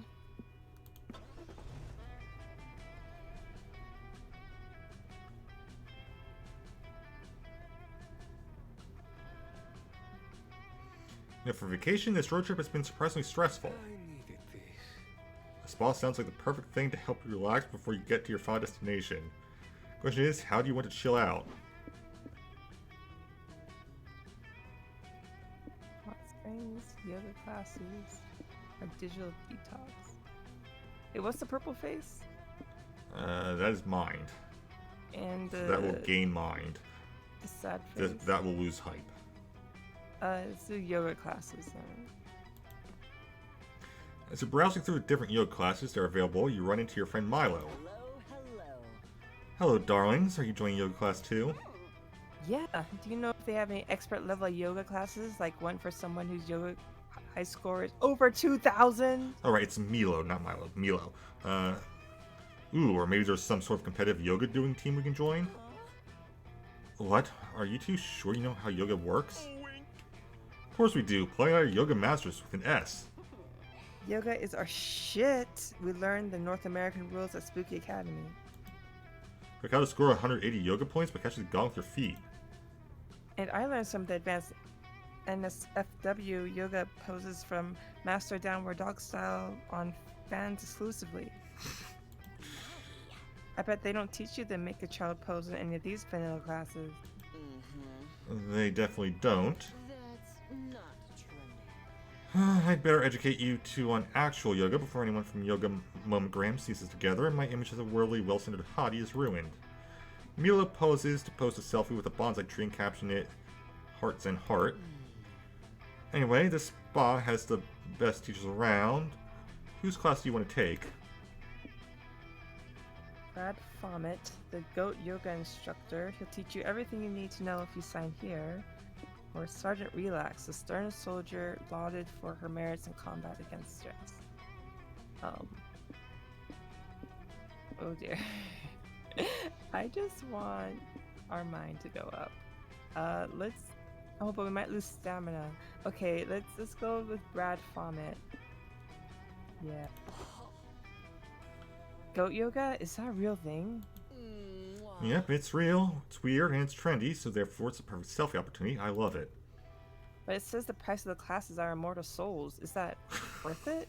Of course it's soul. To have a cute baby goat poop on my back? Of course it's worth it. Yeah, what they said, says Brad Fomet, who suddenly appeared in a cloud of locusts. Well, miss your soul when you're doing downward dog under the adorable hooves of a tiny goat. Just sign here in your blood and you're ready for yoga. Okay, but like our whole soul is a little overpriced. I never give up my whole soul in the first class. Oh. Me either. That's what I was going to pay with this lawyer's soul I reaped this morning. It was going to hell anyway, so who cares how I get it there. Fine, if I only charge you 3 soul for the first class, call it a new member discount. Cool, I love coupons. Yeah, fuck it, you've lost parts of your soul for dumber reasons. Why not lose a little more to stretch with some goats? To the class, the goats are creepy horizontal peoples and tendency to poop wherever they want, or as endearing as you'd hoped. You gain 3 mind.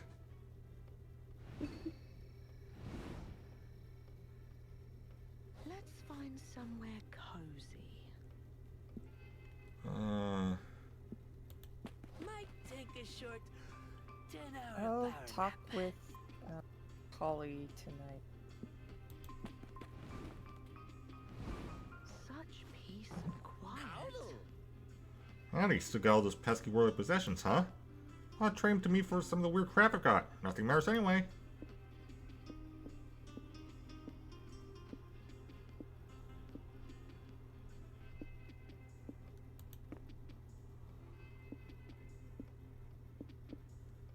What did go wrong? Great choice, thanks for stopping by. And, you will come to regret this. Remember, if I see you reselling any of my products online, I'm not afraid to go back to jail. I need my 14 hours. I used it Polly. Alright. Save, okay. Oh. Projects? Well, I don't laugh. Well, don't laugh. But I sometimes wonder, what if I wrote something myself? Like, I love devouring literature. So what if I vomited a bit of it too? Imagine. Do tell. What would your novel be about? I don't know yet. I've thought of several ideas, but I'm not sure yet. I sort of tend to avoid genre fiction myself, so I'd probably do the same for my own stuff.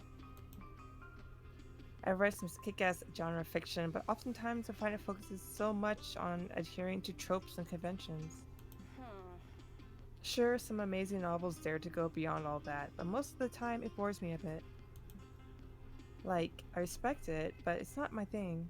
That makes sense. Valid. And please spare me the obvious metaphors that go for a message that is thrown at your face with the subtlety of a brick. Good literature doesn't pretend to give you answers, it asks questions for you to ruminate about. And don't get me started on the characters. You know what Mama likes about them novel characters? For them to be hot. No, I mean yes, but the most important thing is for them to be relatable. Mama like it. Give me beautiful, complex, flawed characters I can connect with. But also make them hot. But also make them hot. So much ideas of what I want in a novel, slow ideas of what the actual novel should be. Care to spare a girl some novel ideas, my friend? There's this sexy, brooding, cynical chain smoker who survives in a city riddled by crime, while reluctantly helping people in need for money. An intimacy coordinator that's so good at the craft, they're now on the journey to reconnect their own intimacy in a way that's less intellectual. Or the gods give everyone powerful magic rectangles that can connect all monster kind. But what if they made monster kind lonelier than ever? Let's do the mystery, the chain smoker who survives in a city. Yes. What? Oh, right, this is the deep connection thing. Okay, so you get a second chance, so that's not the one she won, so it's... Okay, so based on the conversation she just had. Okay. Let's see. Let's get there. So good at the craft they are now journey to reconnect with their own. Let's do the last one. Oh god. Whoa, that's legit. No bad date. Oh no. Lazy riding. Como? What?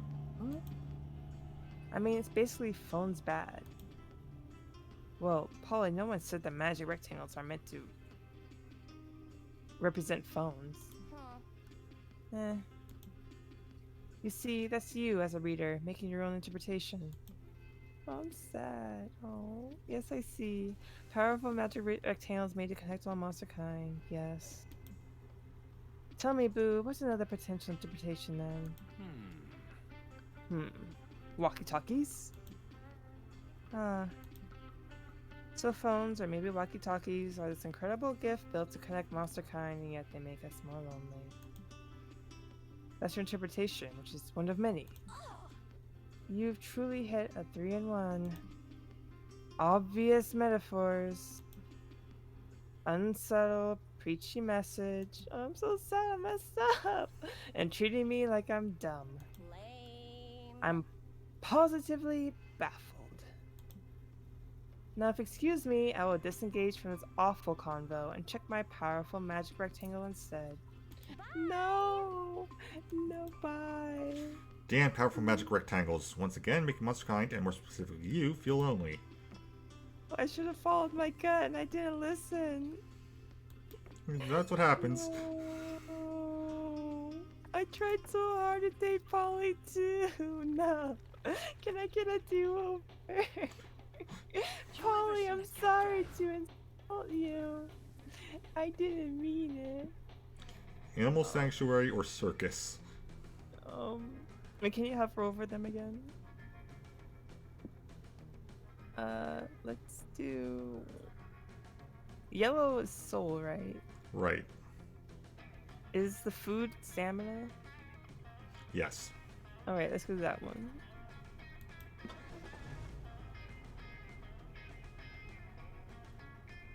Am I able to talk to Polly anymore, or is that game over? I don't know. This might be the last week. I'm not sure. Oh. Home to the animal sanctuary, it even has a petting zoo. There are dogs, cats, goats, bunnies, alpacas, ducklings. It warms your heart to see so many animals being loved and cared for. Surrounded by all this wholesomeness and fur, what do you want to do?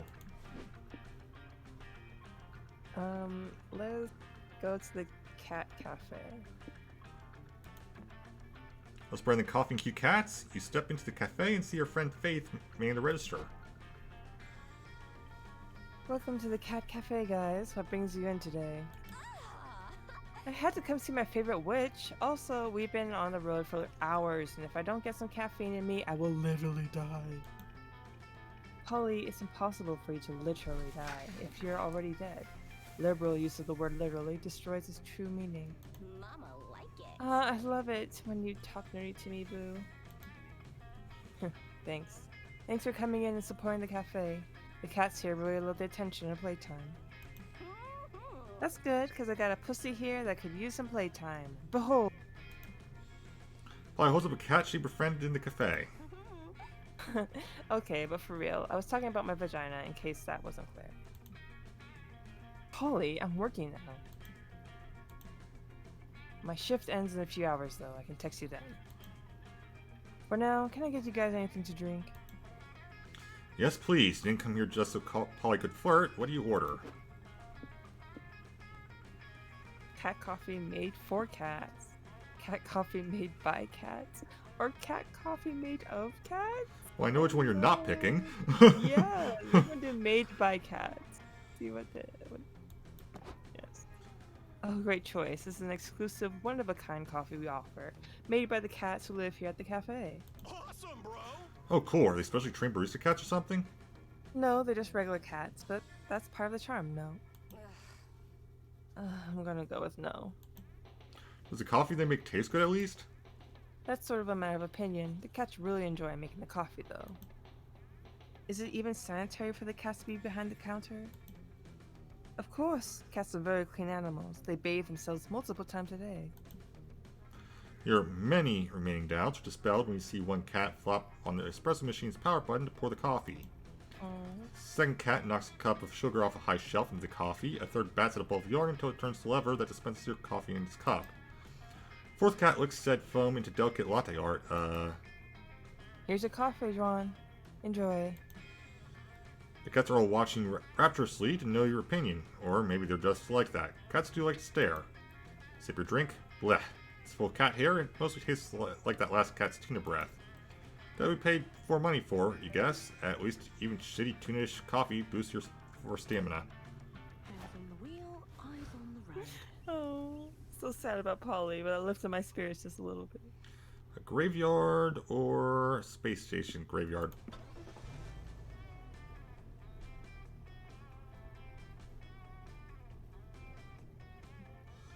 Graveyards are solemn, quiet places made for reflection and paying respect to the dead. Oh, one could truly rest If you're in snooze peace. fest, but you're with Polly and Scott, which means a graveyard is the perfect place to play a prank. Only question is, what's the best prank to pull? Raise the dead, spook people by posing as ghosts, or crash a funeral. Raise the dead. You're all wandering around the graveyard when you hear gritty guitar riffs and a guy whine singing about how much he hates this town. You follow the sound to Gerard the Necromancer lounging in the graves, listening to music and drinking beer. Oh great, I see I found my secret hideout for the rare nights I choose to do my brooding outdoors. That's cool. Graveyard drinking is a hobby of mine too.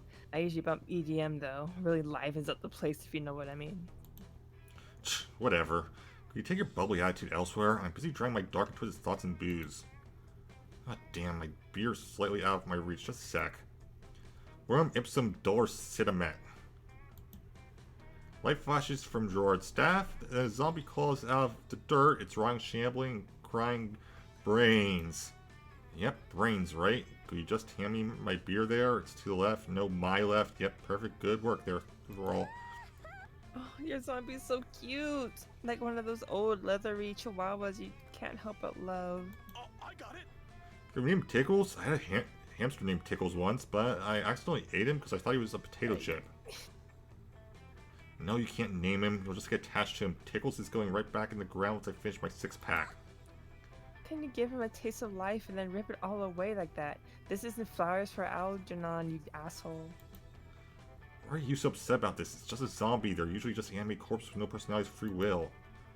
I mean, let's test that. Hey, Tickles, you have free will. Say brains. Brains. See? Total sentience. Tickles is in there. We just need something to draw that dazzling personality out of its shell. What do you suggest, Hazel? Brains is nice and useful, but you can help Tickles by teaching him a second essential word for his repertoire. Or the zombies scream brains, but you know what he's really asking for, a taxi license. First one. I said, there we go.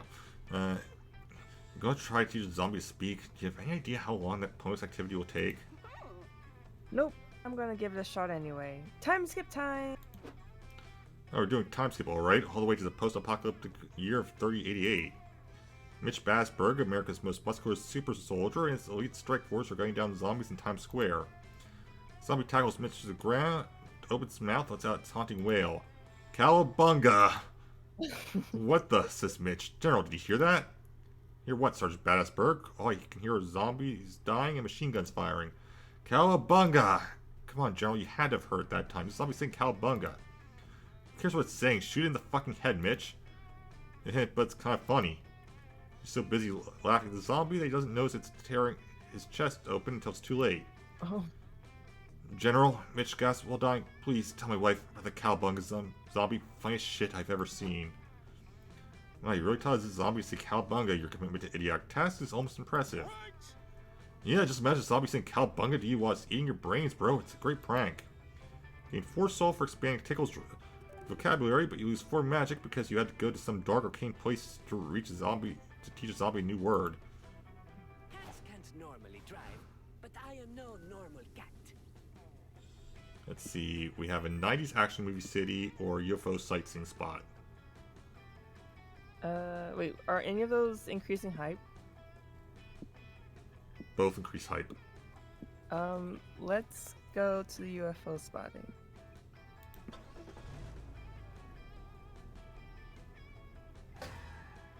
Up. Stop the car when you see none other than Hope waiting on the side of the road. Oh, where are you going, girl? Oh, it's you. Hey. I'm en route to the City of Ice to enter the annual World Competitive Tarot Championship. Might be going to Save Vice too. Want to join us? No, it's okay. I'm already waiting for my Uber. You can help me in a different way, though. She throws a deck of cards to you. Want to spar with me, Juan? Game on! But how are you supposed to play competitive tarot? By being very anime. Ground below you starts moving. A strange structure rises from the dirt. You and Hope stand on opposing platforms across a sort of battlefield. We just talked about Yu-Gi-Oh earlier. Polly, Scott, you'll be the info-dumping side characters. Polly, I have a question. What does that mean, Polly? I'm guessing it means the action will occasionally cut to us, commenting on the match and providing useful information about this very complicated card game. Unless you're Tristan. Holy moly. Your hand starts glowing as you hold the deck of cards. Juan, now those cards are bound to you. Their effectiveness will depend directly on the nature of your spirit. So it's like Juan's spirit is divided into different aspects, kind of like stats or resources. I see. When he needs to use cards to play into a strong aspect of his spirit, he must be true to himself. That's right, and the first phase of competition tarot is the astral influence phase. The astral influence phase. We each choose a celestial body that will grant us its favors and boons. Good luck defeating me when I'm supported by the moon. It's a mysterious celestial body of many faces. The moon controls the tides and influences not only all of our fates, but the Earth's fates too, as both celestial bodies dance a cosmic tango of gravity. Oh no, not the moon.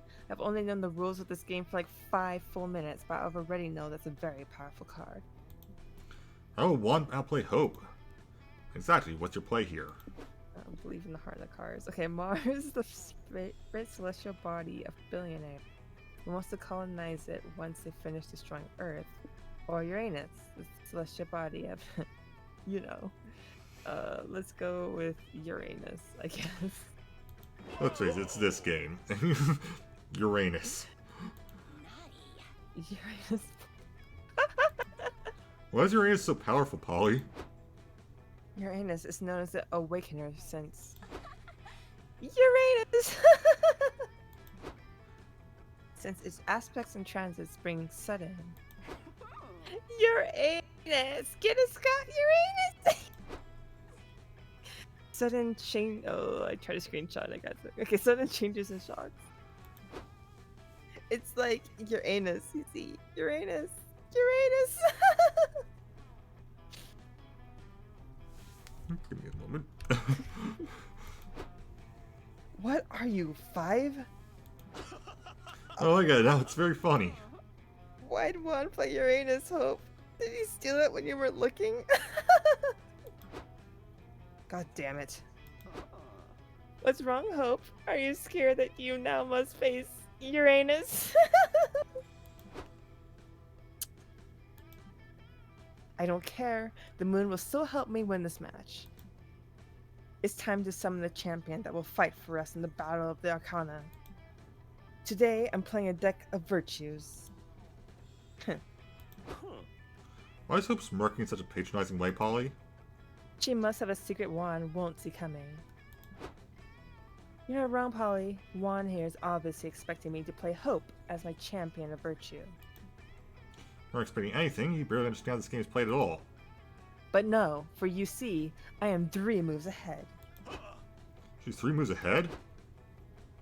Yes, and that's why I'm playing Fides, the character of faith. It grants me zealous determination to achieve my goals blindly. And my goal is winning this match. I want to see how you beat that one. You want to see that too, but how? Spot 2 champions in your hand, or rather 1 champion and 1 super cool champion you may or may not have snuck in yourself. Gluttony or pride? Let's go with pride. Play Pride. Kind of looks like the Steven Universe line. Right? Wait, you gotta screenshot this. Hold up. NANI?! It can't be Pride! Wait. Screenshotting.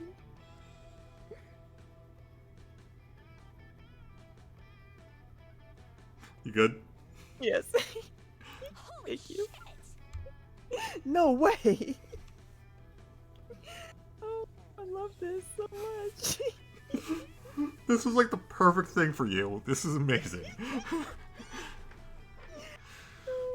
I assume you've got the screenshot. Yes, I got all the screenshots. I love it. No, but really, what the fuck is that card? It's not even a real card. That's a piece of cardboard with a drawing of you on it. Yeah, self-insert for the win. You can't do that. You can't make up a card. All cards are made up though. Yes, but not in that way. What's the difference? Well, the real cards are made of professionals, and that thing is made by you. So, I am the very best. That's the whole point of the card. That proves the card is right. I am prideful enough to consider myself as good at, or better than the dumb creators of these dumb cards. That's not how it works. As the self-appointed referee, I decree this is illegal play. You can't self-appoint yourself as referee. Well, I just did. You see, I am very prideful too. Oop, I don't need to call me. Alright. Ugh. Are you implying that the moment a player plays a dumb little made-up card, you're automatically unable to win? No, of course not. I can't beat this idiot with one hand tied to my back. Look who's prideful now. Well then, show us. Okay. None of this matters anyway. Everything will be decided in the main phase, the fortune phase. Impossible. The fortune phase? What's the fortune phase, Polly? No idea, but I'm pretty sure she'll explain now. In the fortune phase, you try to finish your opponent by arranging your cards in a successful tarot reading of your opponent. You read their future, and you read them to filth. This is competitive tarot after all. Okay, finally. All this time I've been wondering why this game even has the word tarot in it. Be ready, Juan, because I've seen the future and it doesn't look good for you. First, the Enlightenment. It predicts Juan realizing and coming to terms with the fact that he barely knows how to play this game. Incredible, that's 100% true. Second, the Hole. It represents the fact that Juan is riddled with so much embarrassment that he wants to dig a hole and bury himself in it. And finally, the card which I always destroy my opponents. Hope always prevails. It literally predicts Juan losing against me. Look at it. Oh no, it's a foolproof fortune. How could Juan defy such a specific fate? Exactly. One could say he is hopeless. You're finished, unless you find the perfect counterplay. Play any random sequence of cards and give a deep-sounding yet vague enough prediction that you can't fail. Or hope can't defeat someone who's not even fighting her. Play the birthday card? Oh no. Let's do play any random sequence of cards. Alright. Oh no. Ooh. Yeah, good idea. It's risky AF, but if you make your predictions vague enough, it could actually work. Let's see. Play a random card. The Flooded Basement. Yes, this card represents the basement of your soul? What would that be? Okay, it's just your basement. The basement of your soul is your actual basement. And it will be flooded soon. One, that's a terrible metaphor, if it's even a metaphor at all. Two, I don't have a basement. Dang, one having a basement makes that flood prediction quite unlikely. Sure, but what about the pair with the brown spots? This card foretells the brown spots. What? Yes, you should visit your dermatologist. See, that's more like advice. Are you sure you know how predictions work? Loser. Yeah, Juan, I want to root for you, but you're making this very hard. Remember, it's okay to not know the rules of the games unless you play with your heart. But also, consider knowing the rules of the games. It could be a great step toward winning the match, I think. Giving advice is so hard, I have no idea how Kush does it. Fine, but I have one last ace up my sleeve. The stranger! What about it? Well, you want a prediction, huh? Have one. This card foretells the coming of a stranger who will interrupt this match to ask for the capital of Norway. I mean, that's a prediction, sure, a very weird one. Match is indeed interrupted by a stranger. Everyone is amazed. Ha, idiots. So a stranger comes from far, and how you look like wanting to ask you a question. Heh. Stranger interrupts you, he asks for directions, you help him, and he leaves. Dang, yeah, asking for directions now seems like a way more obvious possibility than asking for the capital of Norway. What were you thinking? Hope ends up being you big time, which was actually another much safer prediction than a stranger asking for the capital of Norway. Not long after that, Hope's Uber finally arrives and she leaves. You're left defeated, having lost 3 minds from such a dumb plan. Oh. Came here today to answer the age-old question, do aliens exist? You're not alone. Who knows if you'll see any today, but at least it'll be fun to hang out with other UFO spotters. So, besides watch the stars and swap extraterrestrial conspiracy theories, what do you want to do? I want to raise... I got so distracted that I forgot what I was originally doing. Hype was what you were originally going for. Okay, So, let's go with hype. Thank you. At least one of us is paying attention. I'm trying not So to look- fumble the bag here. so I look for fumbled too. UFOs. Okay. There seem to be a lot of alien spotters in the desert tonight. You spot 2 of your friends with their telescope in the crowd.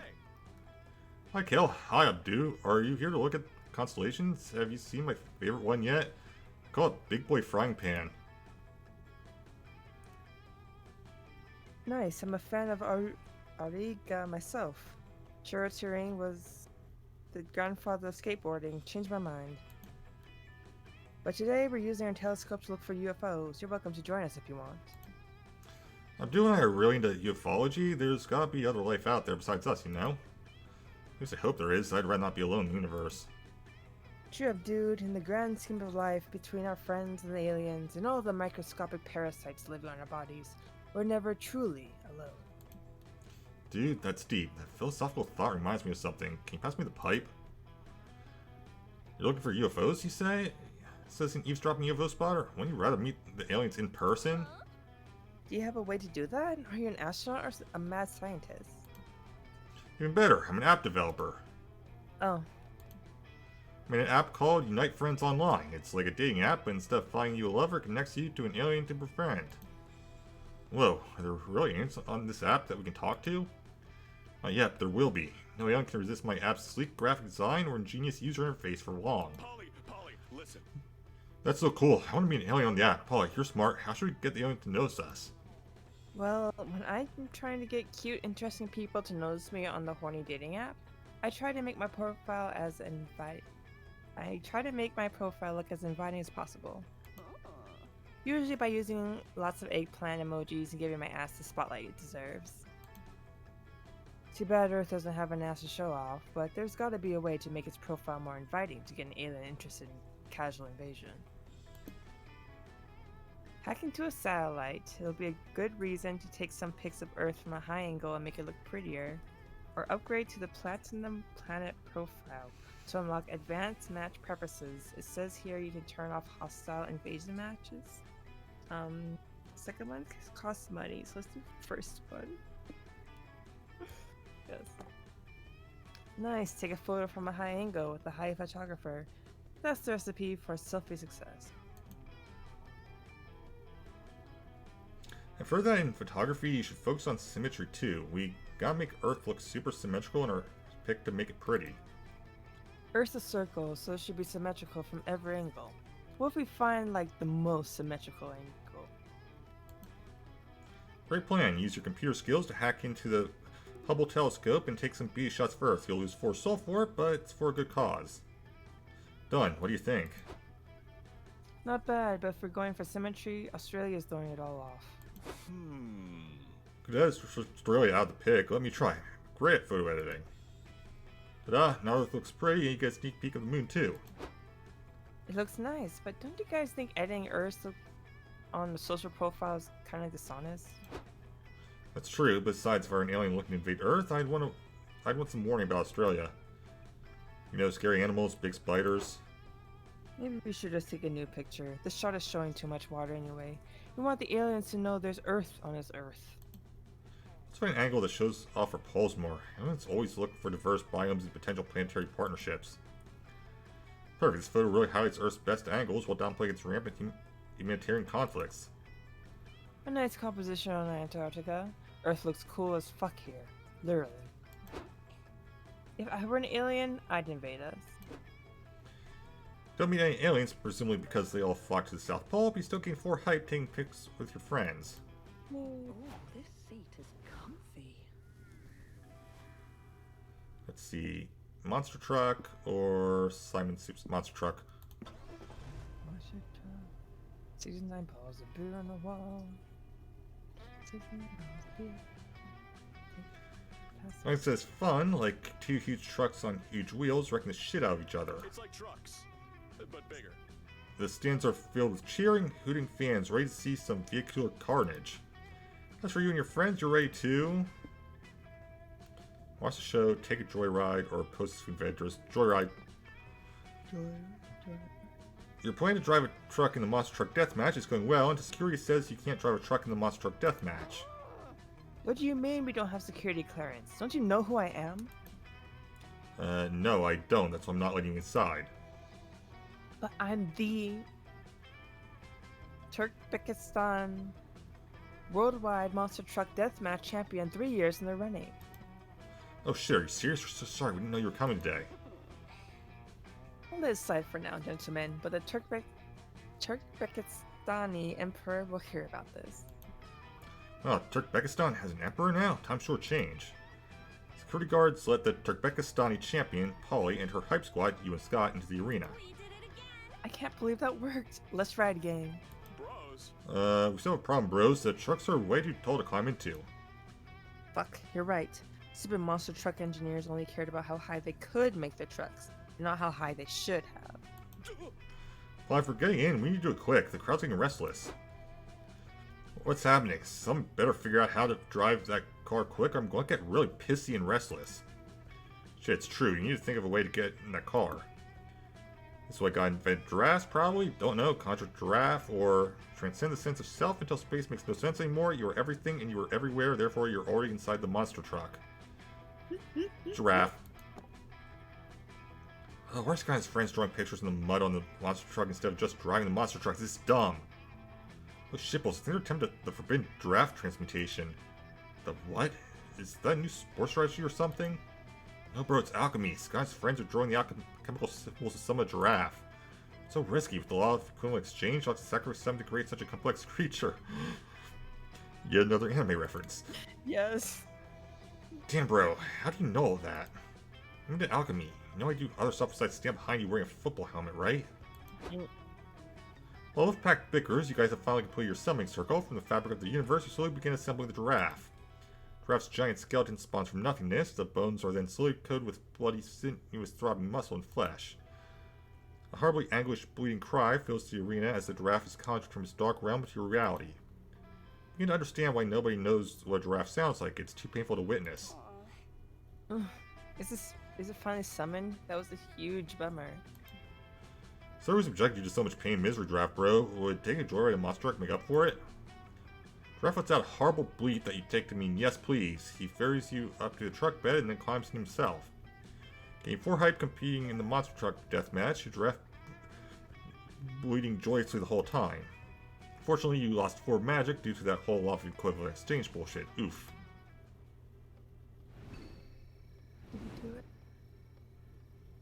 Might take a short 10-hour Alright, let's try talking with Polly again if she'll even look at me. I can hear the crickets. I'm so sorry. I'm gonna see about talking. Nighttime.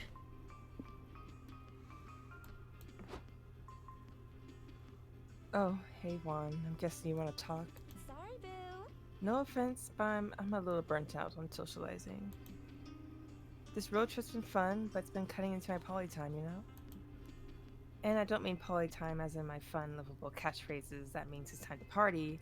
I mean it as in time with just Polly and no one else. So if you don't mind, I'm gonna do some reading and silently judge people on horny dating app TM. See you tomorrow.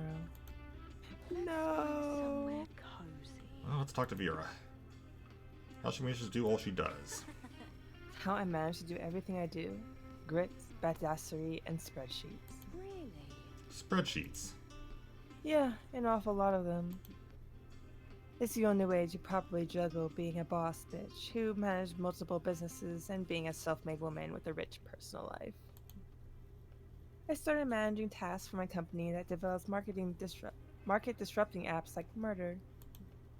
Murder. Yes, the Uber for murder. Then I felt I had my control over my shit, so I made a spreadsheet to manage my illegal law firm. But after that, I realized I wasn't taking care of my exercise routine and such, so I made a spreadsheet to monitor that I jogged at least 4 times a week. Ugh, spreadsheets. Soon after came my spreadsheet to keep track of the books I read, and the one to keep track of friends I haven't seen in a while because I'm too busy. I see, an awful lot of spreadsheets indeed. Pretty much, yeah. Too many goals. It's a bit stressful. If only days could have more than 24 hours. I just like knowing I'm in control, never leaving anything to chance. The thing is, the more I try to control, the more exhausting it becomes. My goals keep multiplying like rabbits. I gotta conquer life. Sounds like a lot, Vera. Like, do you even enjoy jogging or reading a book if it becomes a box you have to check on your spreadsheets? I don't know anymore, and that scares me. I'm trying to exert control over all aspects of my life. And yet, my spreadsheets are sort of getting out of control. I feel trapped in a prison of my own making. Well, it sounds like time for a prison break. How can you help Vera? Let's see, there's no shame delegating, girl. It might take some trust, but it's always better than testing what Vera Oberwin's break point is. Spreadsheets out of control. Maybe the solution is a spreadsheet to keep track of your spreadsheets. Definitely not that one. Problem isn't you, but other people not being up to your speed. You could manage all of the other people in your life to fully optimize everything. It has to be this one. Delegating. I don't know. People who are not me tend to be fallible and overall idiots. What's the alternative? Keep managing everything by yourself until you get to 100 spreadsheets? Sure, you'll have to celebrate that milestone by having a stress-induced mental breakdown. Well, You're not maybe. wrong. Days aren't going over 24 hours anytime soon, I guess. I could have a sort of right hand for my businesses. Maybe even a personal assistant for everything else. Brilliant idea. That's the idea. The more you take off your place, the fewer chances there are of you choking. I just don't know. I'm not used to accepting help from others. I'm the one who does the helping. You can try and see if you can get used to it. Yeah, I could try it out and see. There's nothing to lose, is there? Not bad. I hope I don't regret saying this, Hazel, but your idea might not be terrible for once. Let's give it a chance. Spend the rest of the night discussing how to find a good personal assistant for Vera. She has some high standards, but it seems she's really open to this. Yes. Oh.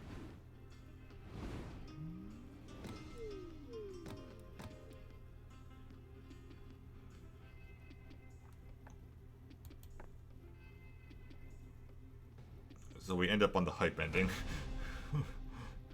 Have you gotten a hype ending before? I've gotten a hype ending before.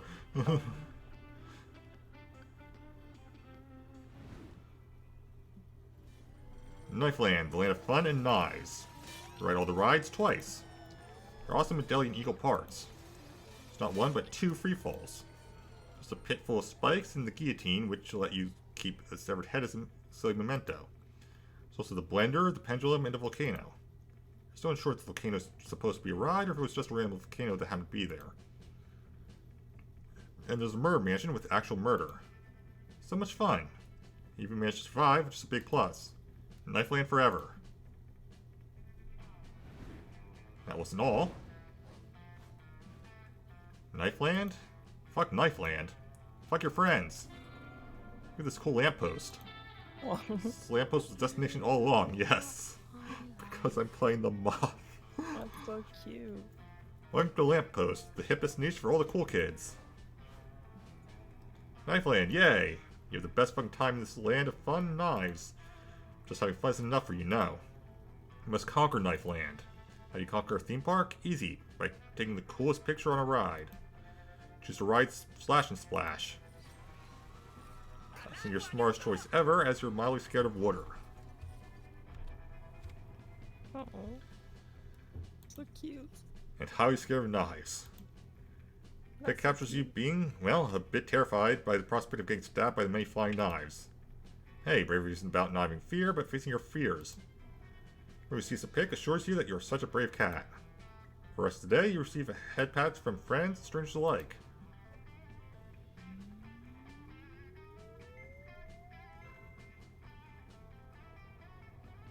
So sad about Polly though. Wait, did we see your What? happy ending though? That's what I'm trying to figure out. Got an achievement for it. Yeah.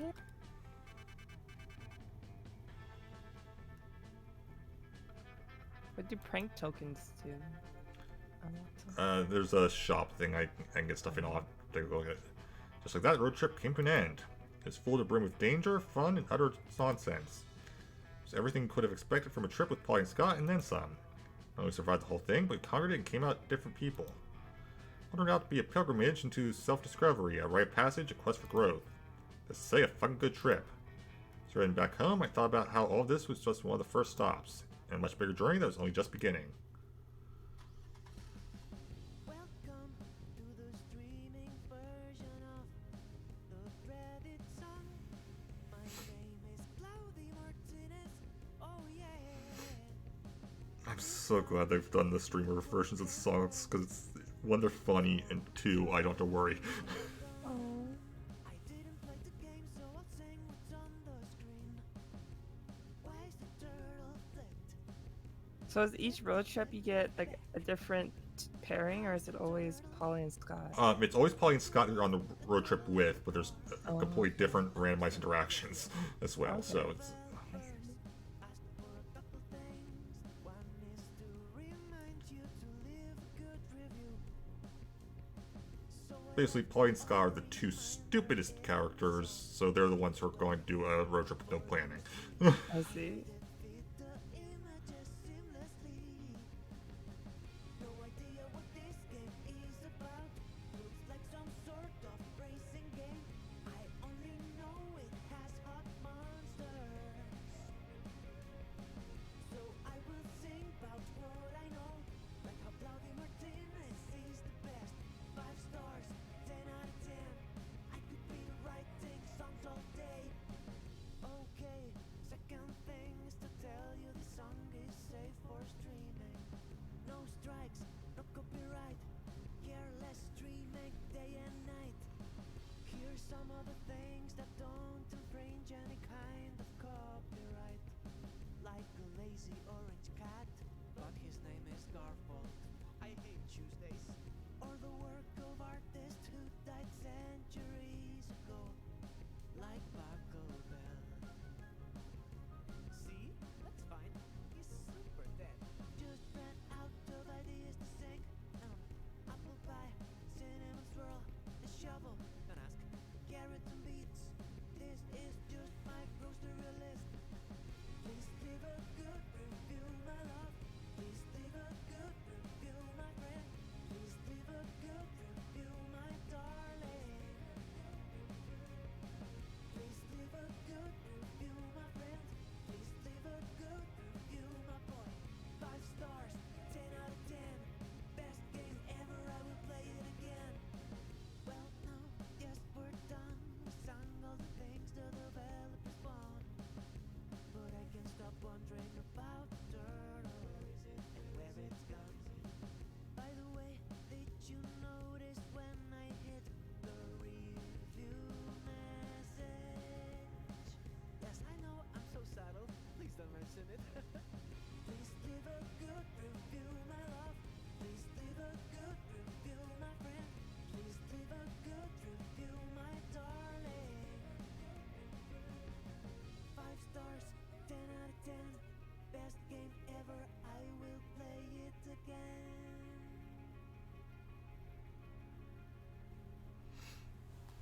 Best part is, I'm pretty sure there's still one more game coming in the Monster Prom 2 series. And I did kickstart it, so I will be getting it. Oh, nice. So is it Monster Prom 2 and then Monster Prom 4? Technically, this is Monster Prom 2 2. This is because the Kickstarter was for Monster Prom 2 Monster Holiday, which is made up of, I believe, 3 games is what it's going to be. The first one was Monster Camp. This is the second one. Mm-hmm. Okay. That was fun. So bummed about Polly. I was like, oh no. Oh.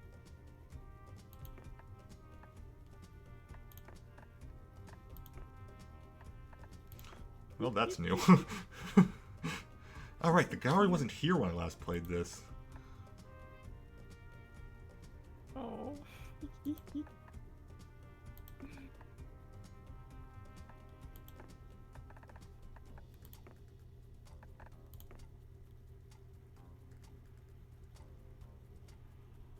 Alright, well, what is in the meta shop?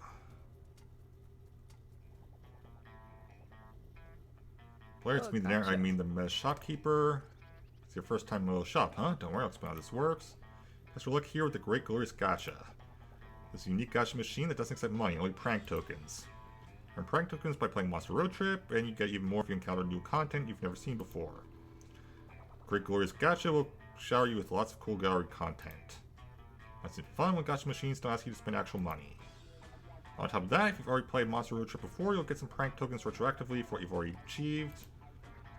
So where are you moving for? Let's get that gacha rolling. Oh, why not? So weird seeing him have a body. I was like, I just want your head. Oh. Pancake Diner Chibis. 1. Remember, no refunds.